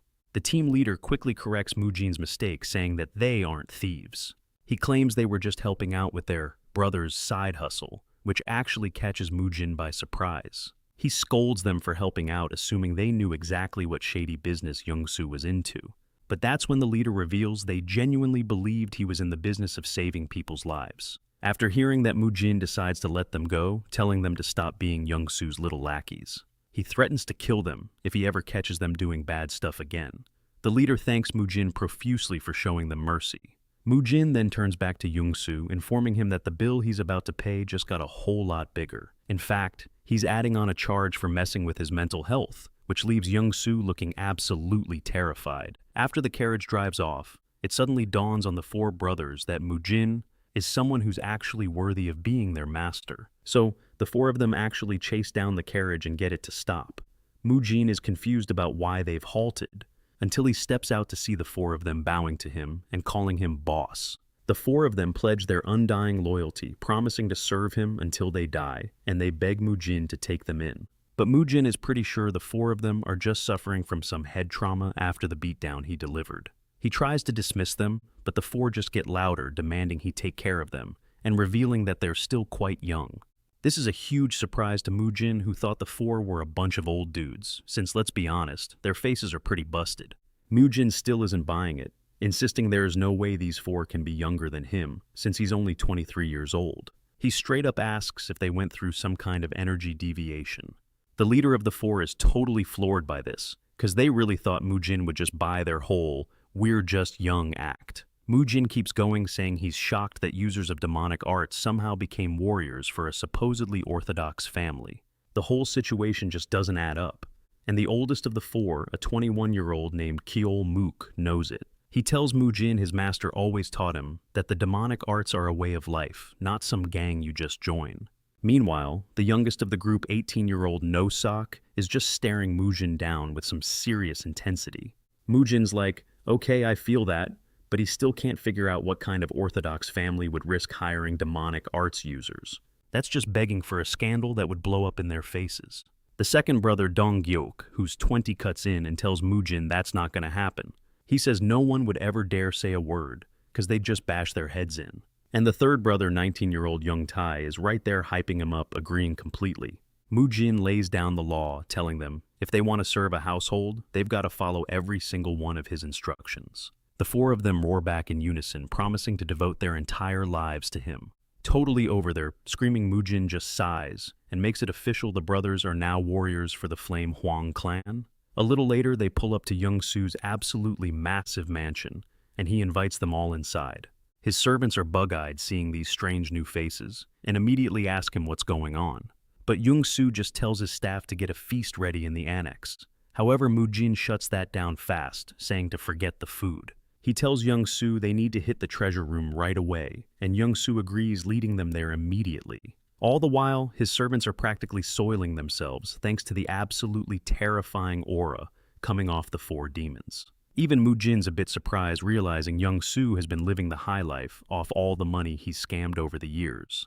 But right then, they run smack into a warrior named Sojin. Sojin asks Young-soo if there's a problem, but Young-soo rushes over, trying to convince him everything is totally fine. He pushes Sojin to go back inside, but Sojin won't budge, insisting that Young-soo tell him what's wrong. That's when Mujin steps in, asking Sojin why he's got to stick his nose where it doesn't belong. After they already told him to get lost, Mu-jin points out that he's obviously just a guest of Young-soo's. So he really needs to mind his own business because guests shouldn't be meddling in household affairs. Sojin snaps back telling Mu-jin he's got a big mouth, and Chil-mook is immediately ready to throw hands over the insult. But Young-soo frantically tells him to stand down, swearing it's all just a misunderstanding. Young-soo begs Sojin to back off, and then introduces Mu-jin and the four brothers, explaining that they're his new guests. But instead of chilling out, Sojin just gets even more rude when he learns Mu-jin is the master of a clan. Mu-jin, who has zero patience for this guy, tells him to move it as soon as he's done talking trash. Mu-jin's about to just walk past him when Sojin tells him he ought to be ashamed of himself. He accuses Mu-jin of running around with demonic users and terrorizing regular people. He then claims Mu-jin's grandpa would be rolling in his grave right now, but he doesn't even stop there. He caps it all off by calling Mu-jin pathetic trash right to his face. Even Young-soo screams at Sojin for going way too far, but Sojin just scoffs, saying he's a pro and would never lose to scum like Mu-jin. At that moment, one of the brothers whips out his weapon and steps forward ready to clap this dude. He just looks to Mu-jin waiting for the go-ahead. But Mu-jin just tells him not to worry about it, because he's gonna handle this clown himself.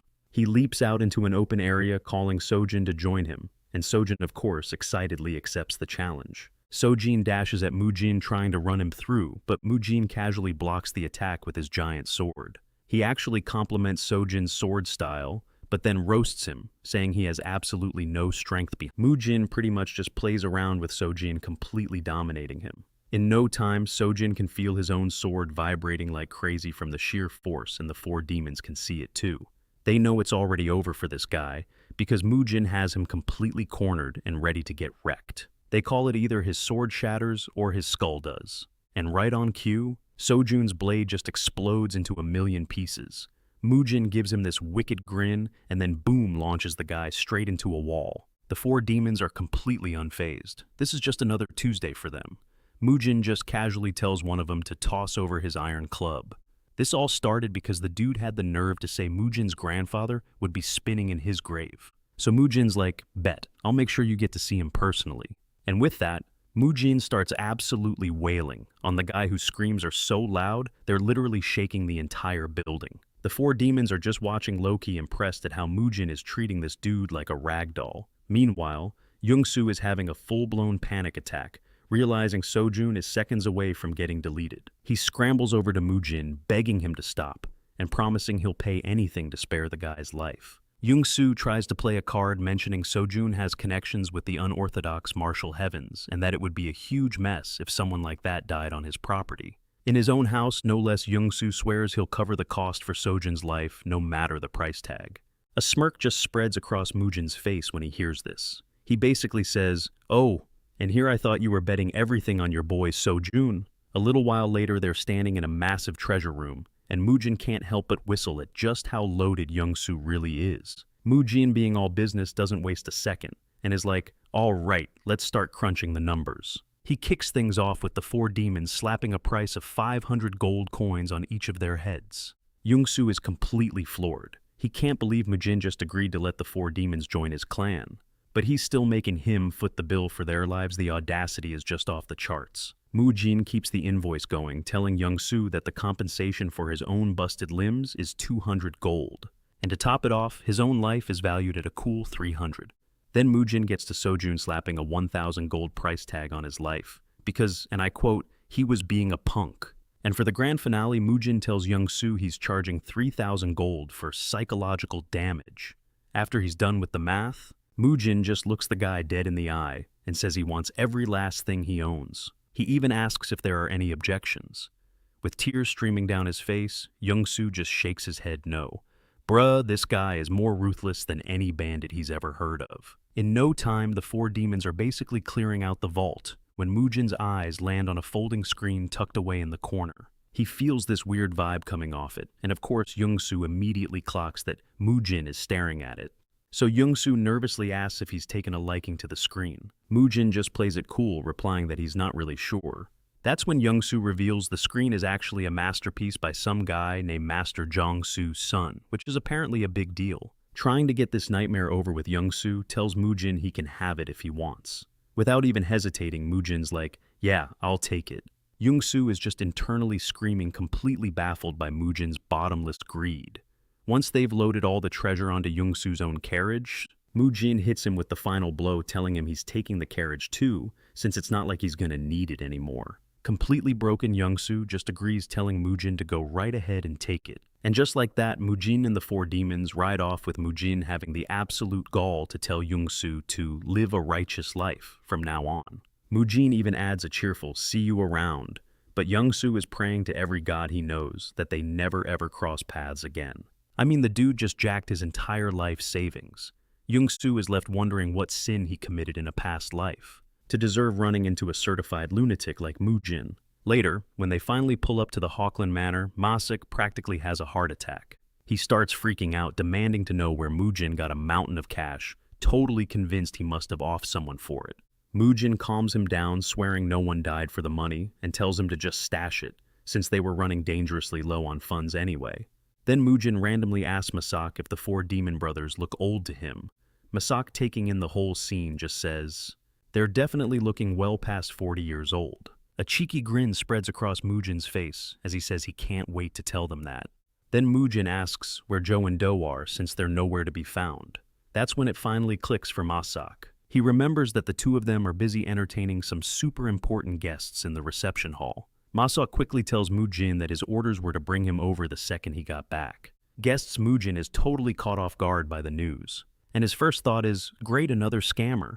But Masak quickly shuts that down, telling him he's way off. He even has to tell him like, yo, chill, don't just start throwing hands with our guests. So, Mujin rolls up to the reception hall, and the elders are practically buzzing with excitement as they introduce him to three big-shot merchant leaders. These are the guys who've been keeping the clan afloat while things were looking grim. First up is Pung Kwano, the head honcho of the Pyongyang merchant group. The second guy is Dong Guanyo, who runs the Murong Merchant Union, and the third is Huang Yo Chiong.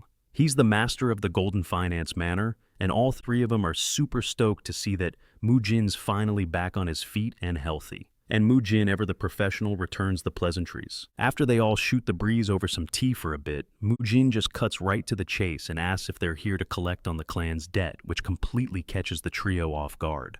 They immediately try to reassure Mujin, saying they have absolutely zero intention of pressuring him for the money. No cap, they explain they were just dropping by to congratulate him on finally waking up. They even start apologizing, worried that their visit might have stressed him out or something. Mujin tells the three of them he's genuinely grateful for their loyal support, but he makes it crystal clear that their repayment is going to be handled properly at that. Mujin explains that since he literally just woke up, he's still not 100% caught up on the clan's current financial situation. Because of that, he tells them he needs to know the exact total the clan owes each of their groups. Joe is in the background, totally shook that Mujin's even talking about repayment, but our boy just ignores him and keeps the conversation moving. He lays it out for the merchants. They gotta know the precise number before they can even start talking about a payment plan. The trio is like, yeah, that makes sense, and they agree to give him the ballpark figures. For the Pyongyang merchant group, the clan is on the hook for 5,300 gold. The Golden Finance Manor is owed 3,200 gold. And lastly, the clan has a tab of 1,900 gold with the Murong Merchant Union. Once all the numbers are out on the table, Mujin does the quick math, bringing the grand total to 10,400 gold. Right then, the merchants decide it's time to spill the tea about something that's been weighing on them, revealing that they've been getting squeezed hard. The pressure is coming from the Changhua merchant group. This news actually catches Mujin off guard.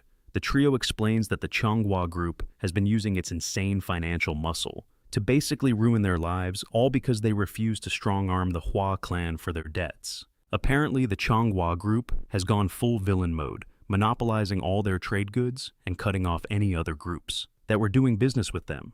And if that wasn't scummy enough, they even started poaching their branch managers. The three of them have to confess that they're at their breaking point. They just don't have the strength to keep taking these hits. They're being backed into a corner and pressured to hand over the rights to the Hua clan's debt, which is why they finally had to say something. Mujin's response.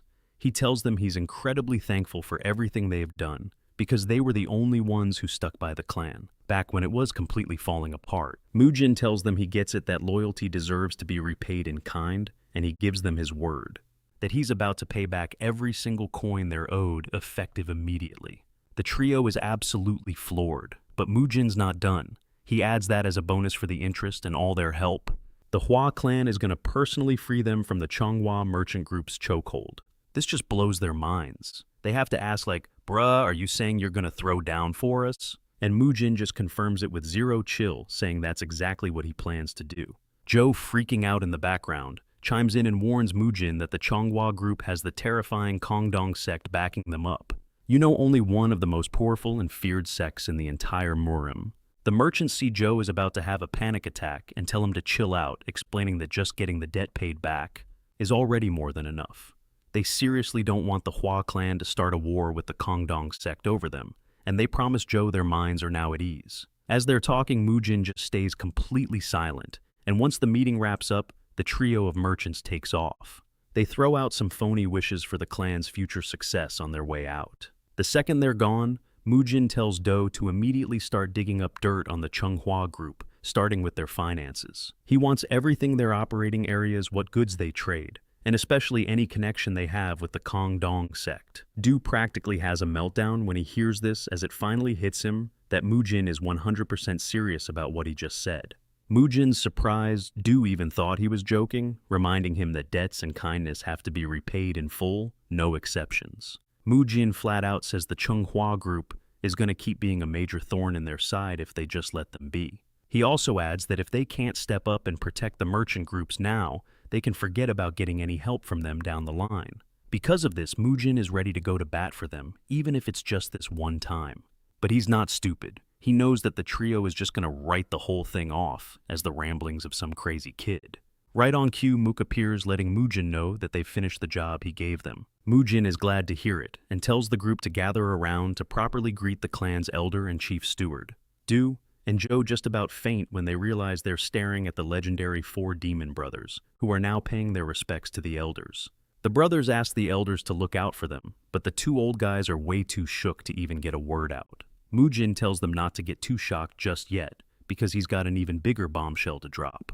He casually mentions that all 4 of these absolute units are younger than him, and the elders' brains completely short-circuit. Even Masak, who's just chilling in the back, can't believe what he's hearing, while the brothers are looking on confused.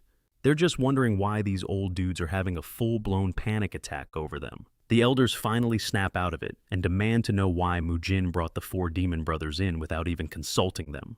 Mujin, with zero chill, flips it right back on them, asking if they consulted him when they tried to sneak his own siblings out of the mansion.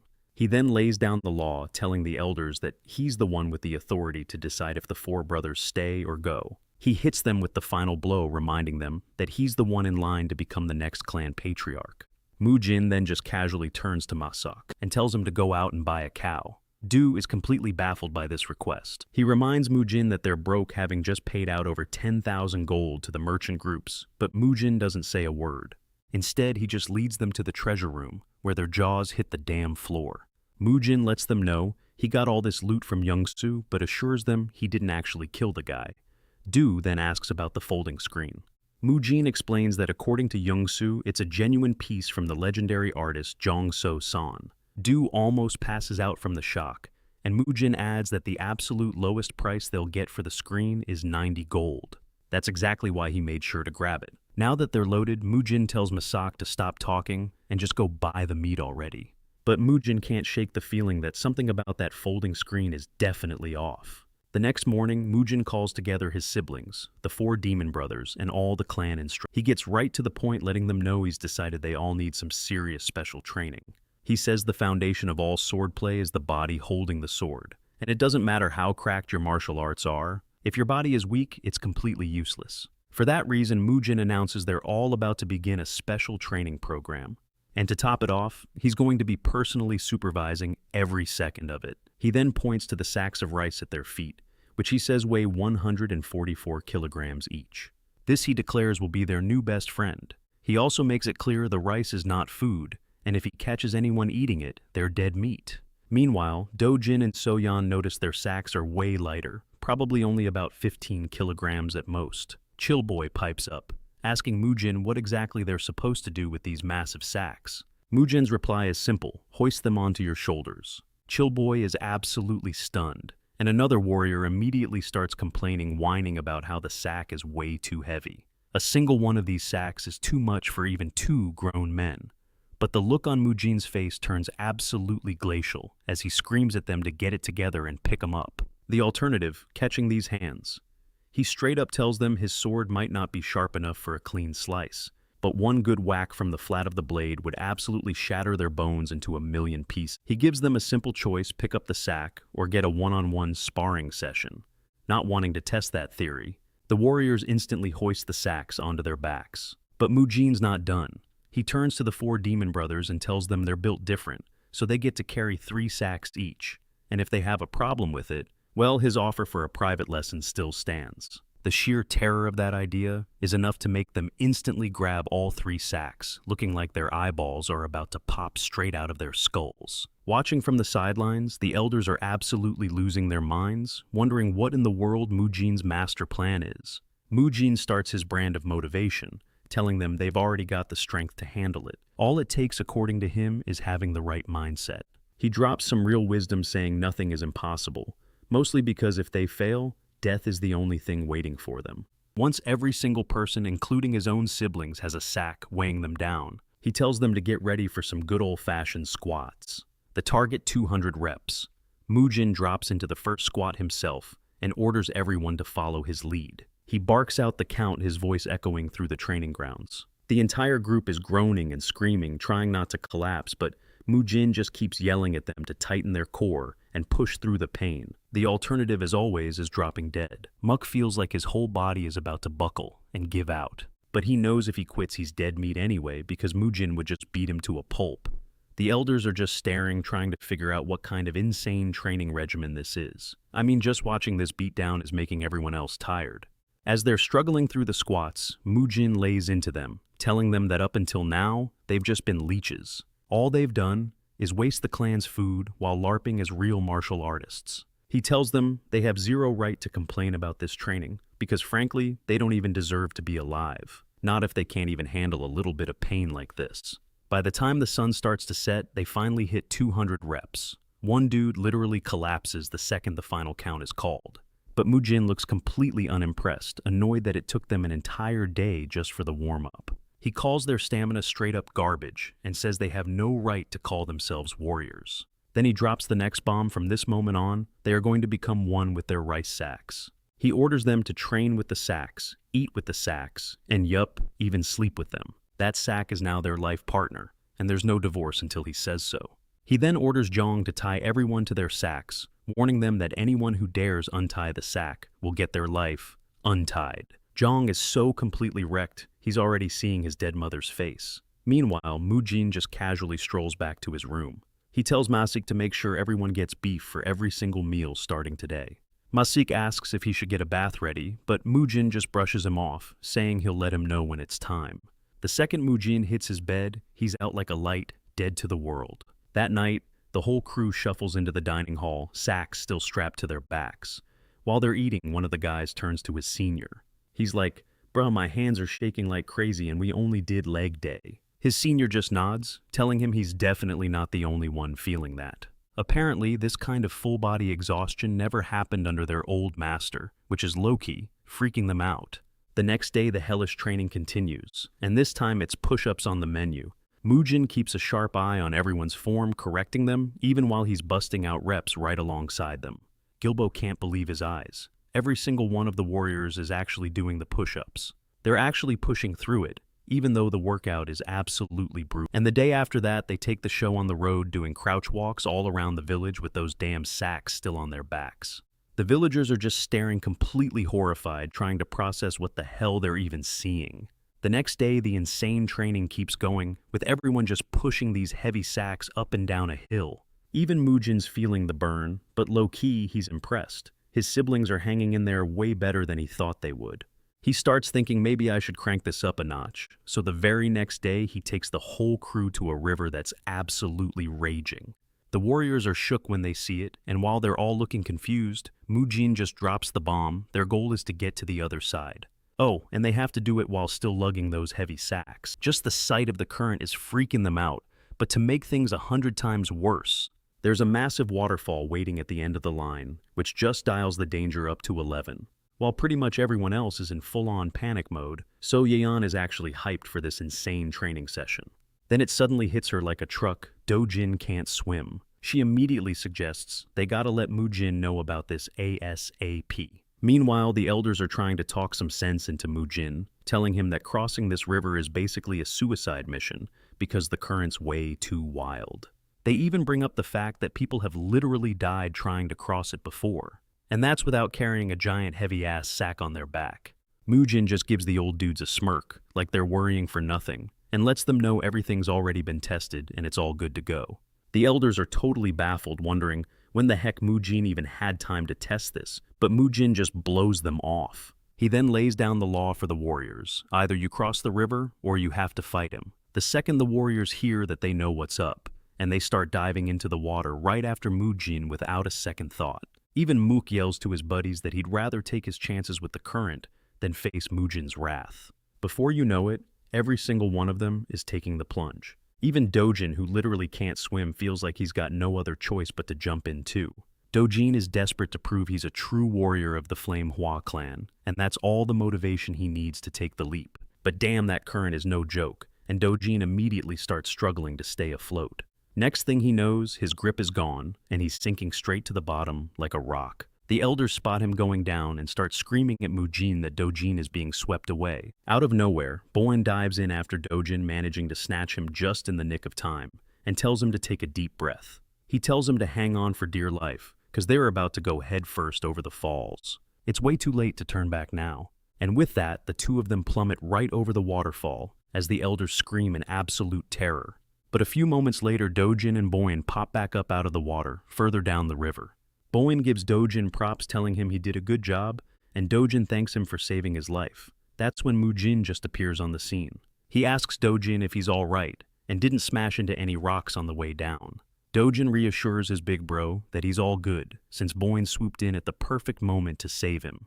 Boin, on the other hand, is completely stunned that Mujin is even there, making him wonder just how long he'd been tailing them. Mujin then tells Dojin not to overdo it, because it would be a huge problem if anything actually happened to him. Dojin fires back at his brother, saying he's ready to see this through, because he can't just be a kid forever. With some serious fire in his eyes, Dojin says that this is the only way he can become a real martial artist of the Flame Hua clan, by proving he's got what it takes. The very next day, the warriors have a new task: climb a ridiculously steep cliff, still carrying those damn sacks on their backs. Right when they get about halfway up, Mujin starts yelling at them to hustle, because a fall from that height is a one-way ticket to the afterlife. One of the warriors, a dude with brown hair, is just thinking that Mujin is completely unhinged and that he should have just stayed home. But just then his hand slips. He starts to plummet, but manages to grab onto another warrior, screaming at the guy to help him out. He's yelling at him to grab the rock right in front of them. After that whole ordeal, the warriors have to book it back to the manor, because Mujin made it crystal clear that whoever falls behind is in for it, that the warriors literally have to carry him on their back. A little kid watching this whole ordeal has to ask his mom if these guys are actually death row inmates. But his mom corrects him, letting him know they're the legendary warriors of the Flame Hua clan. All of a sudden, Soyon completely collapses, and Elder Joe immediately rushes to her side to see what's wrong. She looks totally wiped out, and begs Joe to carry her, so he hoists her onto his back without a second thought. But as they're walking past the other trainees, they realize that Soyon was just faking the whole thing. Mujin clocks that some of the guys aren't happy about this, so he tells them they're more than welcome to collapse like a little girl too. He says, since they're all comparing themselves to her, go for it. But he also warns them that anyone who does is pretty much signing their own death warrant. By the time they finally make it to the manor, every last one of them hits the deck completely and utterly spent. That's when one of the warriors who had been helping the brown-haired kid finally snaps, getting in his face and scolding him for constantly lagging. He absolutely screams at him, wanting to know how long he's going to keep acting like such a wimp. He tells him if he knows he doesn't have the juice to keep up, then he should just stop dragging everyone else down. That's when the kid mentions he's only doing this because Mujin threatened to kill them all. Turns out he's been wanting to ditch this whole warrior gig for a hot minute now. The problem is he's terrified Mujin will straight up murder him if he tries to quit. The other guy just loses it and screams at him, calling him out for being scared of Mujin and saying that's the real reason he has been slacking off in training. The dude gets so heated he threatens to just end the brown-haired kid himself, claiming he's not fit to be a warrior. Before he can do anything though, Boyne steps in. He tells the big guy to chill, pointing out that not everyone is built like him. The guy has zero chill and responds by punching Boyne right in the groin, telling him he'll just start by killing him instead. That's when Mook intervenes, telling the dude to back off, because Boyne's got a point. He says that the brown-haired kid is genuinely trying his best, just in his own way. Mook even says the kid is their brother now, that he's joined the clan, but the giant dude isn't having it. He argues they'll never get stronger if they keep coddling the weak, but Mook claps back. He points out that Mujin has a few years of training on them, which is why it's totally normal for everyone to progress at a different pace. Muck then drops the mic, telling the guy he can only talk that kind of trash once he's actually managed to surpass him. The big dude storms off in a rage, but not before telling the brown-haired kid he'll kill him if he ever causes him trouble again. Later that night, the same guy is on his way back from the bathroom when he hears a noise in the distance. He creeps over quietly and discovers Mujin training alone with his sword in the middle of the night. He's floored by how unbelievably fast Mujin's movements are, and it finally sinks in that Mujin is on a whole other level, even though they're not that far apart in age. Suddenly, Mujin realizes he's being watched, and tells whoever's hiding to come on out before he has to find them himself. The guy has no other option but to reveal himself from his hiding spot. Mujin asks him what he's doing there, and the dude quickly explains he was just coming back from the restroom. He says he just happened to run into Mujin's training session by accident. He promises he had no intention of spying, and Mujin just says he was getting kinda bored anyway. He was getting tired of the whole solo training thing. He tells the guy to drop the sack he's carrying and pick up a sword. The dude is completely shocked by this, but follows the instruction.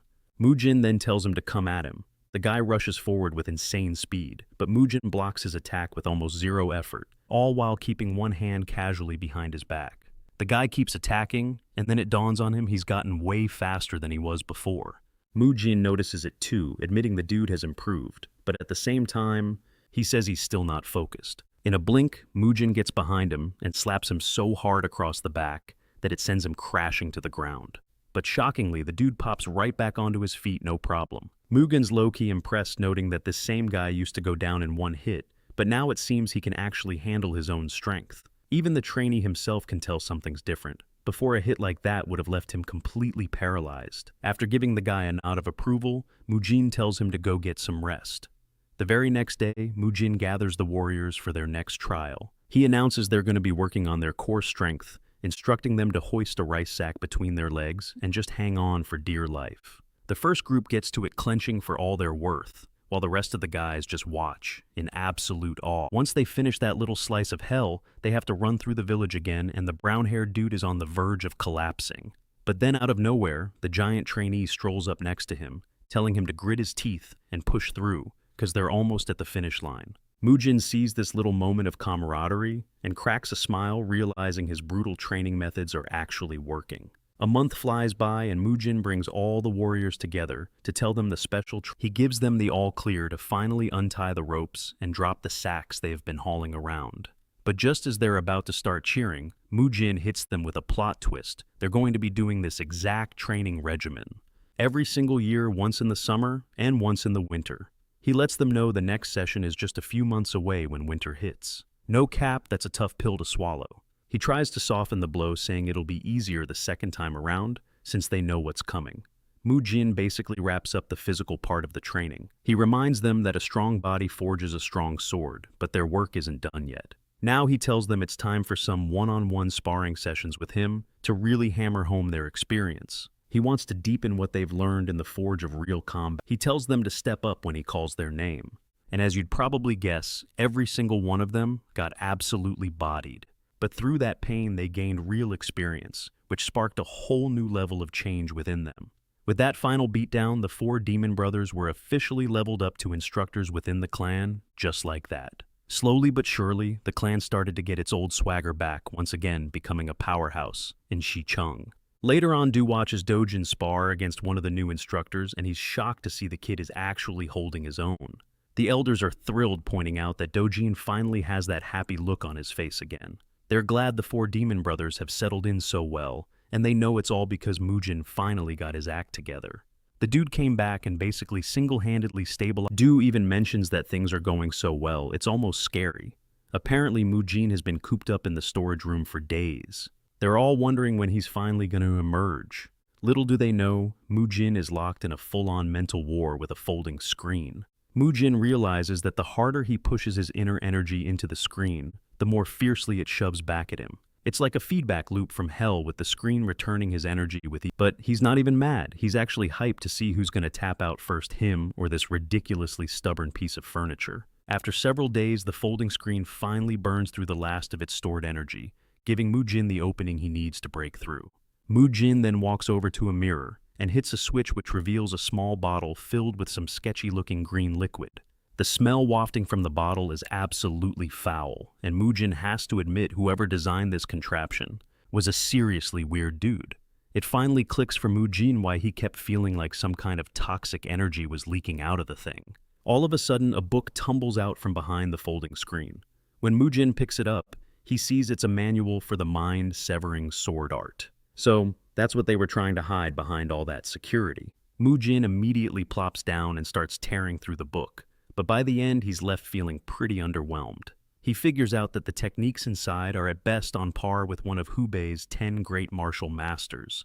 He's disappointed, but he doesn't think it was a complete and total waste of his time. He notices that the original author's cultivation method is fundamentally different from his own, which is based on movement arts. It dawns on Mujin that this specific art is a much better fit for the Flamehua clan's style. Basically, this whole time, the main reason he couldn't properly teach the warriors his own swordsmanship was because his core cultivation method and theirs were on two completely different wavelengths. So, get this, the Peerless Nine Swords is all about slick movement arts, but the Flamehua clan's whole deal is yang, energy martial arts. Here's the catch. The two energies are like oil and water. They absolutely do not mix. Trying to mash them together is a one-way ticket to energy deviation, which is basically your insides going haywire. This is the #1 reason why the Peerless Nine Swords can only be taught to a total newbie who hasn't joined any other sect. Mujin puts 2 and 2 together and realizes he got insanely lucky that the body he was reborn into had its energy core shattered. This basically left him like a blank canvas, a perfect state of nothingness, which let him master the movement arts without any issues. Mujin can't help but smile at the book, because he knows exactly what's up. This thing is about to be the new signature sword art for the entire Flamehua clan. A little while later, Mujin takes the manual over to the elders. He just tells them to take a look, and the old guys completely freak out the second they see what they're holding. They tell Mujin it's the freaking original text for the mind-severing sword art, a legendary technique that went missing more than 10 years ago. They're absolutely losing it over the fact that such a top-tier martial art was just hiding inside a folding screen. Mujin figures that Yunsu probably didn't even have a clue it was there. Du then asks Mujin if he's for real about teaching this stuff to the warriors, and Mujin just hits him with a reality check. He reminds him that their clan has no decent swordsmanship to its name, so this is pretty much a miracle for them.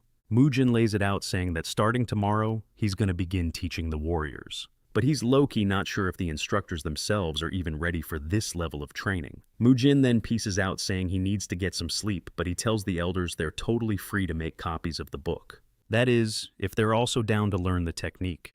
The moment they hear that, they start celebrating, like they just hit the lottery.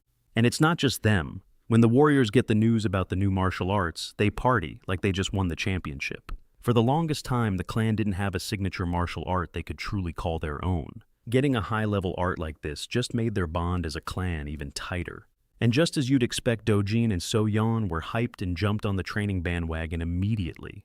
The 4 demon brothers, however, decided to stick to their own grind since they were already going hard, with their own training methods. Mujin isn't even sweating it. He's sure that even without the mind-severing arts, those 4 are built different and have what it takes to become top-tier martial artists. Before anyone realized it, another month had already zipped by. Mujin strolls into the training yard one day and is surprised to find the place completely empty. He spots Masok and asks him where the heck everybody vanished to. Masok tells him the Little Dragon Ascension tournament is being held, but Mujin just gives him a blank stare. Seeing his confusion, Masok just assumes he forgot all about it. Masok explains that this is Shichong's biggest event, which only happens once every 5 years. Apparently, the winner gets a golden ticket to qualify for the main Orthodox Murim tournament. The second Mujin hears that, he just takes off towards town without another word. He doesn't even bother asking Masak where the event is being held. Mujin yells back that he should have told him about something this big, and he's so ticked off that the old geezers were planning on enjoying the show all by themselves. Meanwhile, Joe and the kids have already made it to the tournament location. They're busy getting registered when some jerk with an attitude problem shows up. Turns out, this guy is Jong Se-yoon, the chief steward of the Baek clan, and he's there with their main representative, a dude named Baek Seon. Jong acts all shocked, putting on a big show of seeing Joe and the Flame Hua clan at the tournament. Joe just brushes off his rude vibe and greets him politely, but the guy just keeps talking down to the Flame Hua clan. He even starts mocking them, saying he can't believe they could even afford the entry fee to cover the tournament fees. Once that's settled, he asks Joe if his clan even has anything to eat. He then twists the knife, asking if they've paid their membership fees, which they've been dodging for a solid 10 years. Jong even starts mocking the kids, with Joe saying they look like they're on the brink of starvation. At this point, Dojin and Soyon are low-key getting seriously ticked off. Meanwhile, Mujin is completely lost downtown, kicking himself for not asking Masak where the event was actually happening. He spots a huge crowd in the distance and figures, yep, that's gotta be the place. At the exact same time, two interesting characters, an old man and his granddaughter, are strolling through town. The granddaughter is just soaking in the sights when Mujin barrels past her, yelling at her to get out of his way. Mujin then screeches to a halt right in front of them, demanding to know where the event is. Getting frustrated, Mujin turns to the girl and asks if she has any clue where the tournament is. But she just gives him a nasty, judgmental stare. Mujin asks her what her problem is, but before she can answer, her grandpa jumps in, telling Mujin they're also lost. The old man explains they aren't from around here, and asks Mujin to let them know if he finds it first. But Mujin just scoffs and bolts, telling them to find it themselves since they have legs too. Mujin sprints off like a man possessed, and the girl asks her grandpa what on earth is wrong with that guy.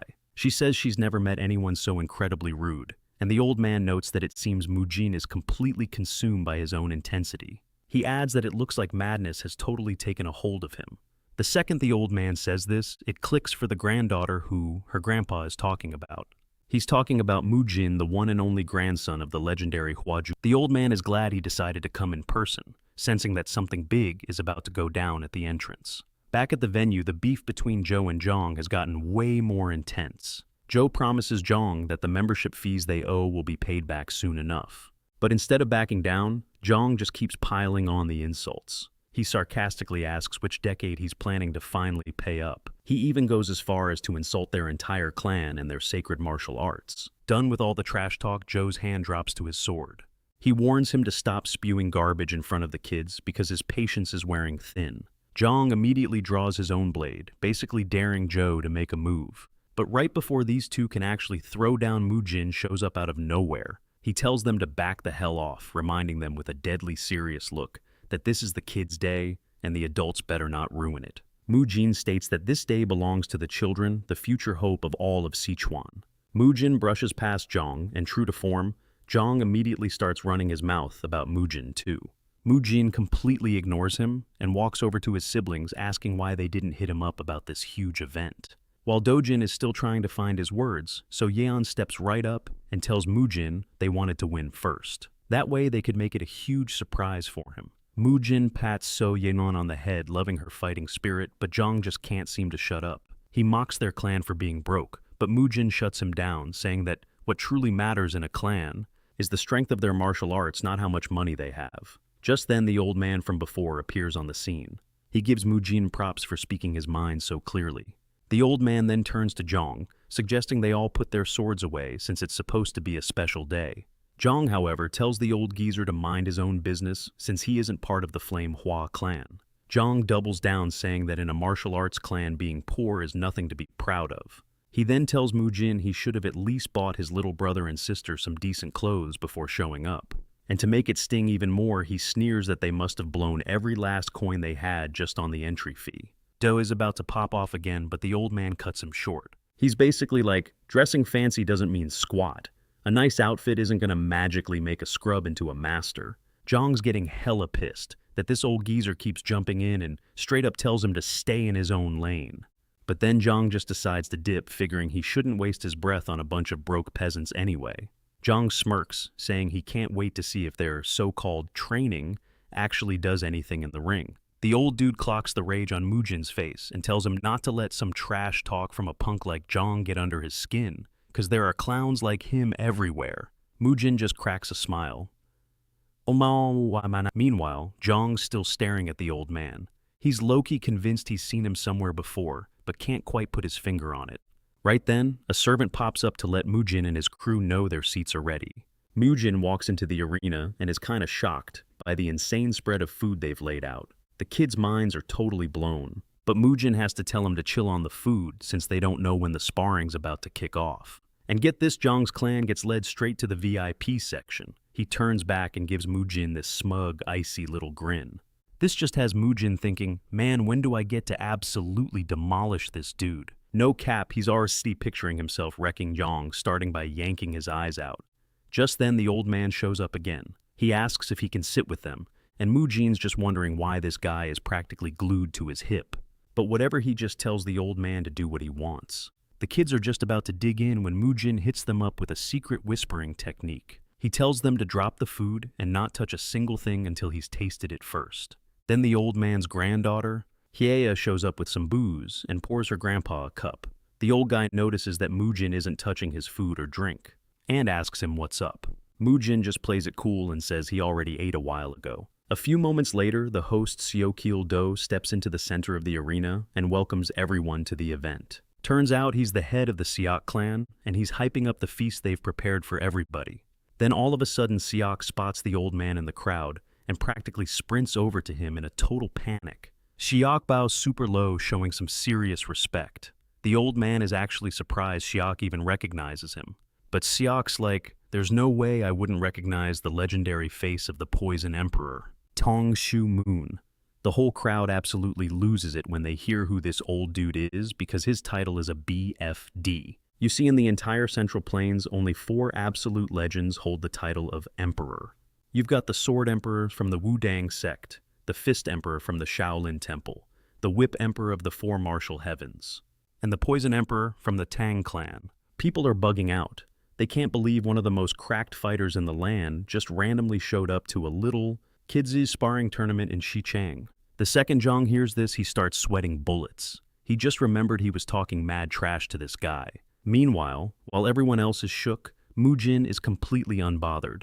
He already knows who this dude is from his past life. He remembers that when the 10-year war against the Orthodox sect kicked off, 4 of the great clans, not counting the Namgung clan, decided to sit out the fight against the divine demon. The reason they didn't jump in was because there wasn't a good enough reason to get involved in that whole mess. On top of that, the clan heads and their top fighters had already been brutally smacked down by the divine demon. And it just so happens that one of the guys who got his butt handed to him that day was none other than Tang Sumun of the Tang clan, the very same guy who'd later become the Poison Emperor. Shock tries to get Tang to move to the VIP seats, but Tang just waves him off, saying he's good right where he is. Siak is floored by this, and trying to kiss up to Tang, he tells Mujin he's welcome to move to the VIP section too. Mujin's not having it though. He turns down the offer and basically tells them to just get on with the tournament already. All this time, Tang can't stop staring at Mujin because the more he looks at the kid, the more he realizes he's a dead ringer for his old friend Mujin's grandfather, who propped him up when he was at his lowest a long time ago. Siak then hits Mujin with a heads up, letting him know the big event is about to kick off. He then throws a curveball asking if Mujin's planning on jumping in. Mujin's completely lost and is like, "Bruh, what are you even talking about?" Siak clarifies he's talking about the legendary Orthodox Murim tournament, the one that only goes down once every 5 years, and it's right around the corner. So he's basically asking if Mujin wants a piece of the action. But Mujin shuts him down cold, saying the tournament doesn't do anything for him, so he has zero reason to even bother. Then out of nowhere, this dude John scrambles over to Tang trying to kiss up and apologize for whatever went down earlier. He's all like, "My bad, I didn't recognize you," but Tang ain't having it. He just stone cold ignores the guy and keeps sipping his drink clearly over all the drama. Tang finally gives his granddaughter the nod, basically telling her to take out the trash. She hops up and tells the whole crew to get back to their seats, because her grandpa is not in the mood for any commotion. Siak then announces to the old man that they're firing up the first match right now. But before things get spicy, Siak lays down the ground rules for the fight. He makes it crystal clear only non-lethal wooden weapons are allowed, like wooden swords or spears. On top of that, any kind of killing blow is a huge no-go. He also explains that if an official tosses a blue pouch into the ring, that's the signal for a timeout. But a red pouch, that means the fight is over, period.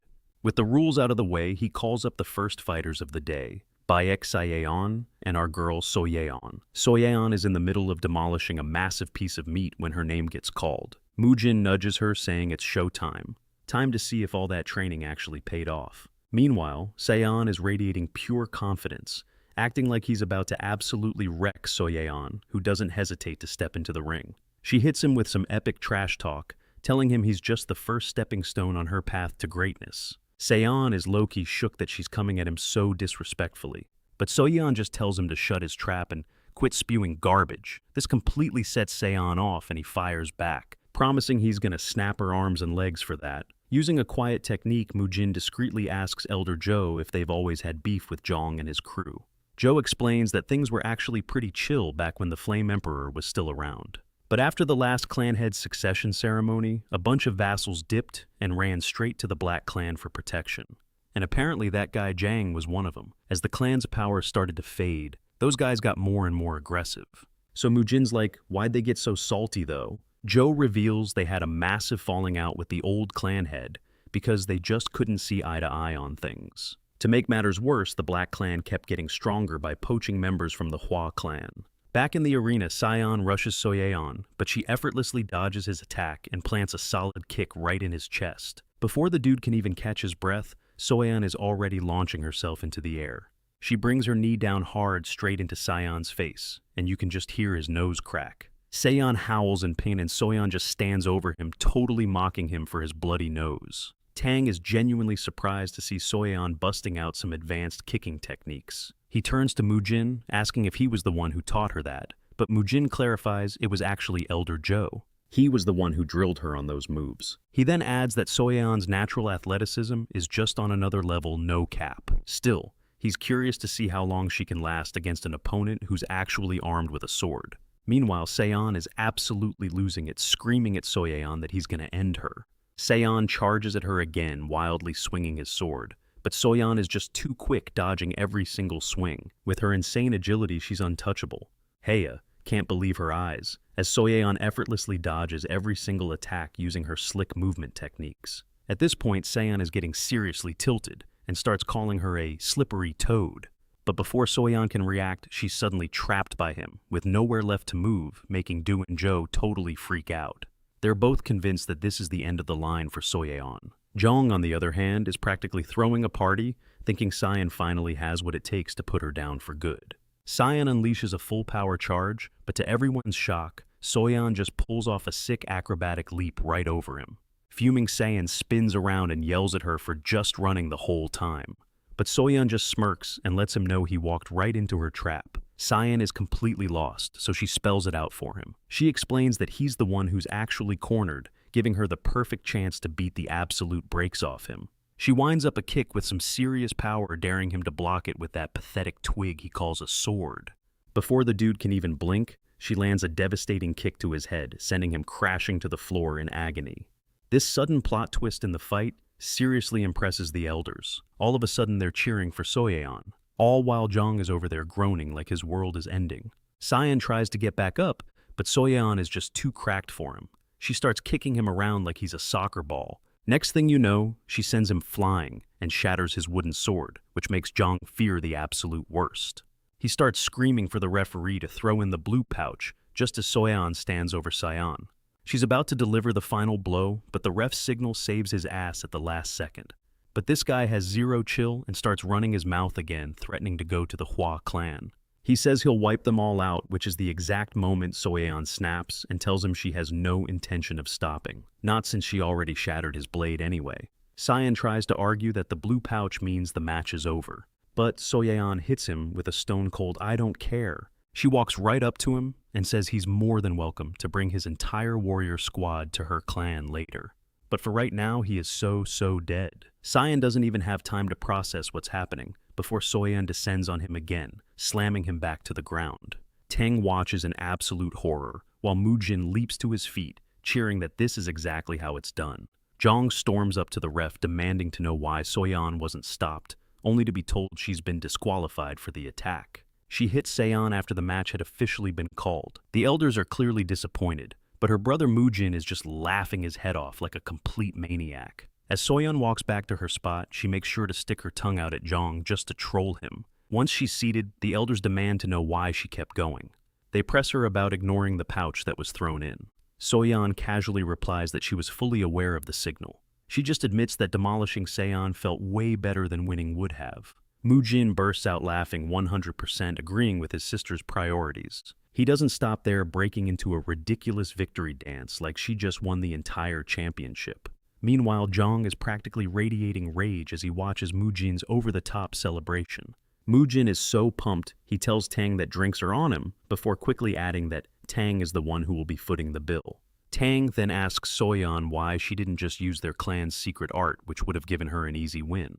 Soyon says there was no point in wasting a secret technique on a low-tier scrub like Soyon. She was already thrashing him without it, and besides, she's not about to expose her best moves recklessly. If she did, an opponent might figure out how to counter it down the line. Hearing this, Tang just bursts out laughing, because he's 100% on board with what Soyon's saying. So, Tang orders another round of drinks, and their little party keeps on going, while the entire arena is completely locked onto Mujin, who's just casually clinking glasses with the legendary Poison Emperor like it's no big deal. I mean, there are legit matches happening, but every single person is just staring at Mujin and Tang instead. Even Siak is getting low-key irritated by the whole spectacle, and it's not long before the next match is up. It's the showdown between Dojin and Siak's representative, a dude named Chu Yong. Dojin gets up from the table, and Mujin gives his brother a look that just says, "Go give him hell." Tang is pretty surprised to see Dojin walking into the arena with a sword, since he was expecting a bare-knuckle brawl. The ref kicks off the match, and Siak is feeling super confident that his star pupil is going to take home the W. He's really hoping this will finally get Tang's attention, but unfortunately for him, Chu Yong's first move is also his last. Dojin dodges him like it's nothing, and lands a perfect finishing blow straight to his dome, leaving everyone in the audience completely shook. For real, most of them couldn't even process what the hell just happened. Meanwhile, over in the Hua corner, they're all celebrating Dojin's victory. Even Tang is blown away by the swordsmanship he just witnessed. He had no clue the Hua clan was hiding a technique that smooth. Mujin then chimes in, revealing that his brother's sword style isn't just some super efficient technique. Nah, he says it's a sword art that's literally built on the core principles of advanced martial arts. The crowd looks confused as hell, so Mujin leaps up from his seat, showing everyone the mind-severing sword art manual. The raw energy pouring out of that secret book is so insane it nearly blinds everybody. Then Mujin makes a total power move, telling the crowd that anyone who wants to learn this cracked art is welcome to join his clan. He promises them that everything in that book will rocket their martial arts skills to a whole new level. And just as you'd expect, the crowd goes absolutely nuts, with everyone scrambling to tell Mujin they're in. Mujin just tells anyone interested to go talk to Elder Du, and my man wastes zero time whipping out his recruitment papers. He tells all the eager new recruits to form a line, and Tang just roars with laughter, saying, "Mujin is definitely a madman." I mean, the guy has the balls to hold a recruitment drive right in the middle of somebody else's tournament. Meanwhile, Siak has officially run out of patience. He's seriously wishing that Tang wasn't even here to witness this whole circus. Jung strolls up to him, asking if he's really just going to sit there and let Mujin and the Hua clan do whatever they want. Siak just shoots back that with Tang watching their every move. There's not a damn thing they can do about it. That's when Jung says he's got a strategy, and it involves rigging the bracket to bring in their ace Siok Yoso. You see, with the Hua clan's power on the decline, the Shok and Baek clans started plotting to fill that power vacuum. They were dead set on claiming that top spot for themselves. One of their main schemes was this Dragon Ascension tournament, which happens every 5 years. They've been manipulating the tournament bracket from the start to guarantee their own apprentices win, so they can ship them off to the Orthodox Mormon tournament. This move was all about raising their clan's profile, and since it was working so well, they decided to completely monopolize the Little Dragon Ascension tournament to keep expanding their influence across the land. When it's finally time for the last match in the top 32 bracket of the tournament, the referee introduces Siok Yoso as the opponent for Bon Yeowol of the Half Moon Sect. And get this, whoever wins this fight is set to go up against Dojin in the very next round. All of a sudden, Joe realizes that something is super off, because Yoso shouldn't even be competing. Joe points out that Yoso was the champion of the last tournament, and everyone heard the news. that he had joined the Diankong sect for some serious training. Even his opponent Bon is floored when he sees Yoso. He looks him dead in the eye and asks why the hell he's even participating. Ban reminds him that the tournament only allows people up to 14 years old, and Yoso confidently replies that he's well aware of that. Yoso claims he's 14, but Ban immediately calls BS, saying he knows for a fact that he's already 15. But Yoso doesn't even let Ban finish his sentence before he just blitzes him. With barely any effort, Yoso drops Ben to the ground, easily winning the match. He then starts flexing, bragging about how his birthday hasn't even passed yet. Seeing this, Joe is absolutely livid and looks ready to jump in. But Mujin tells him to stand down, explaining that Yoso is the perfect opponent they could have hoped for. It doesn't take long before Dojin himself steps into the ring, ready to take on Yoso. Tang immediately feels the vibe shift in the arena, realizing this is basically the final match happening way ahead of schedule. And even though it looks like Dojin is at a major disadvantage, the elders and his sister are cheering him on, hyping him up, and telling him he's got this. Mujin, though, has his game face on, trying to figure out what the hell is going on. Yoso then taunts Dojin, mentioning that the very sword style he uses is what got his brother knocked out of the competition. Dojin calls him out, asking if he's just trying to get payback, but Yoso tells him to cut the crap. Yoso makes his intentions clear. He's gonna make damn sure Dojin can never pick up a sword again. Without a second's hesitation, Yoso rushes Dojin with his 12 radiant sword strikes, putting our boy on the back foot immediately. But Yoso doesn't let up for a second, keeping the pressure on and making things a living hell for Dojin. Tang is watching from the side, and he can already tell that Dojin is going to have a rough time against this guy. Meanwhile, Siak is low-key, happy to see Dojin getting beat down, wanting to prove to the Emperor that his clan is just built different. Yoso unleashes a brutal swing at Dojin, mocking him as he stumbles and loses his footing. In that split second, Yoso sees his opening. He lands a nasty hit right on Dojin's hand. This was his goal all along. The impact sends Dojin crashing to the ground, reeling from the intense pain. Yoso moves in to end the fight, but just in time, Mujin throws in the blue pouch, signaling a forfeit. A smug smile spreads across Yoso's face, thinking he's already won this thing. Mujin immediately pulls Dojin out of the arena to take a look at his hand. That's when he realizes Yoso wasn't just swinging wildly. He intentionally aimed for the joints. Mujin starts popping them back into place, and you can hear Dojin screaming through the whole painful process. Once it's over, Mujin tells him the bones are set, but there's no way he'll be able to use a sword properly. He asks Dojin what he wants to do, and Dojin with pure grit tells his brother to tie his hand directly to the wooden sword. Mujin is seriously impressed by his brother's resolve and does exactly what he asked. After he's all strapped in, Dojin heads back to the arena, looking more fired up than ever before. Tang can't help but admire Dojin's guts, and Mujin adds that this is the bare minimum for someone from their legendary martial arts family. When Yoso sees him return, he acts surprised that Dojin didn't just tuck his tail and run. Then with zero chill, Yoso tells Dojin he's about to get the same treatment Mujin received back in the day. Dojin is so shocked he has to ask what he just said, and Yoso launches himself forward, screaming about how he's going to turn Dojin and his brother into Shichong's newest pair of crippled siblings. Aight guys, that's where we're wrapping up this video. If you're hyped for more, smash that next part in the comments below. Also, don't forget to subscribe, ring that notification bell, and drop a like on the video. Thanks for watching, and I'll catch you all in the next one.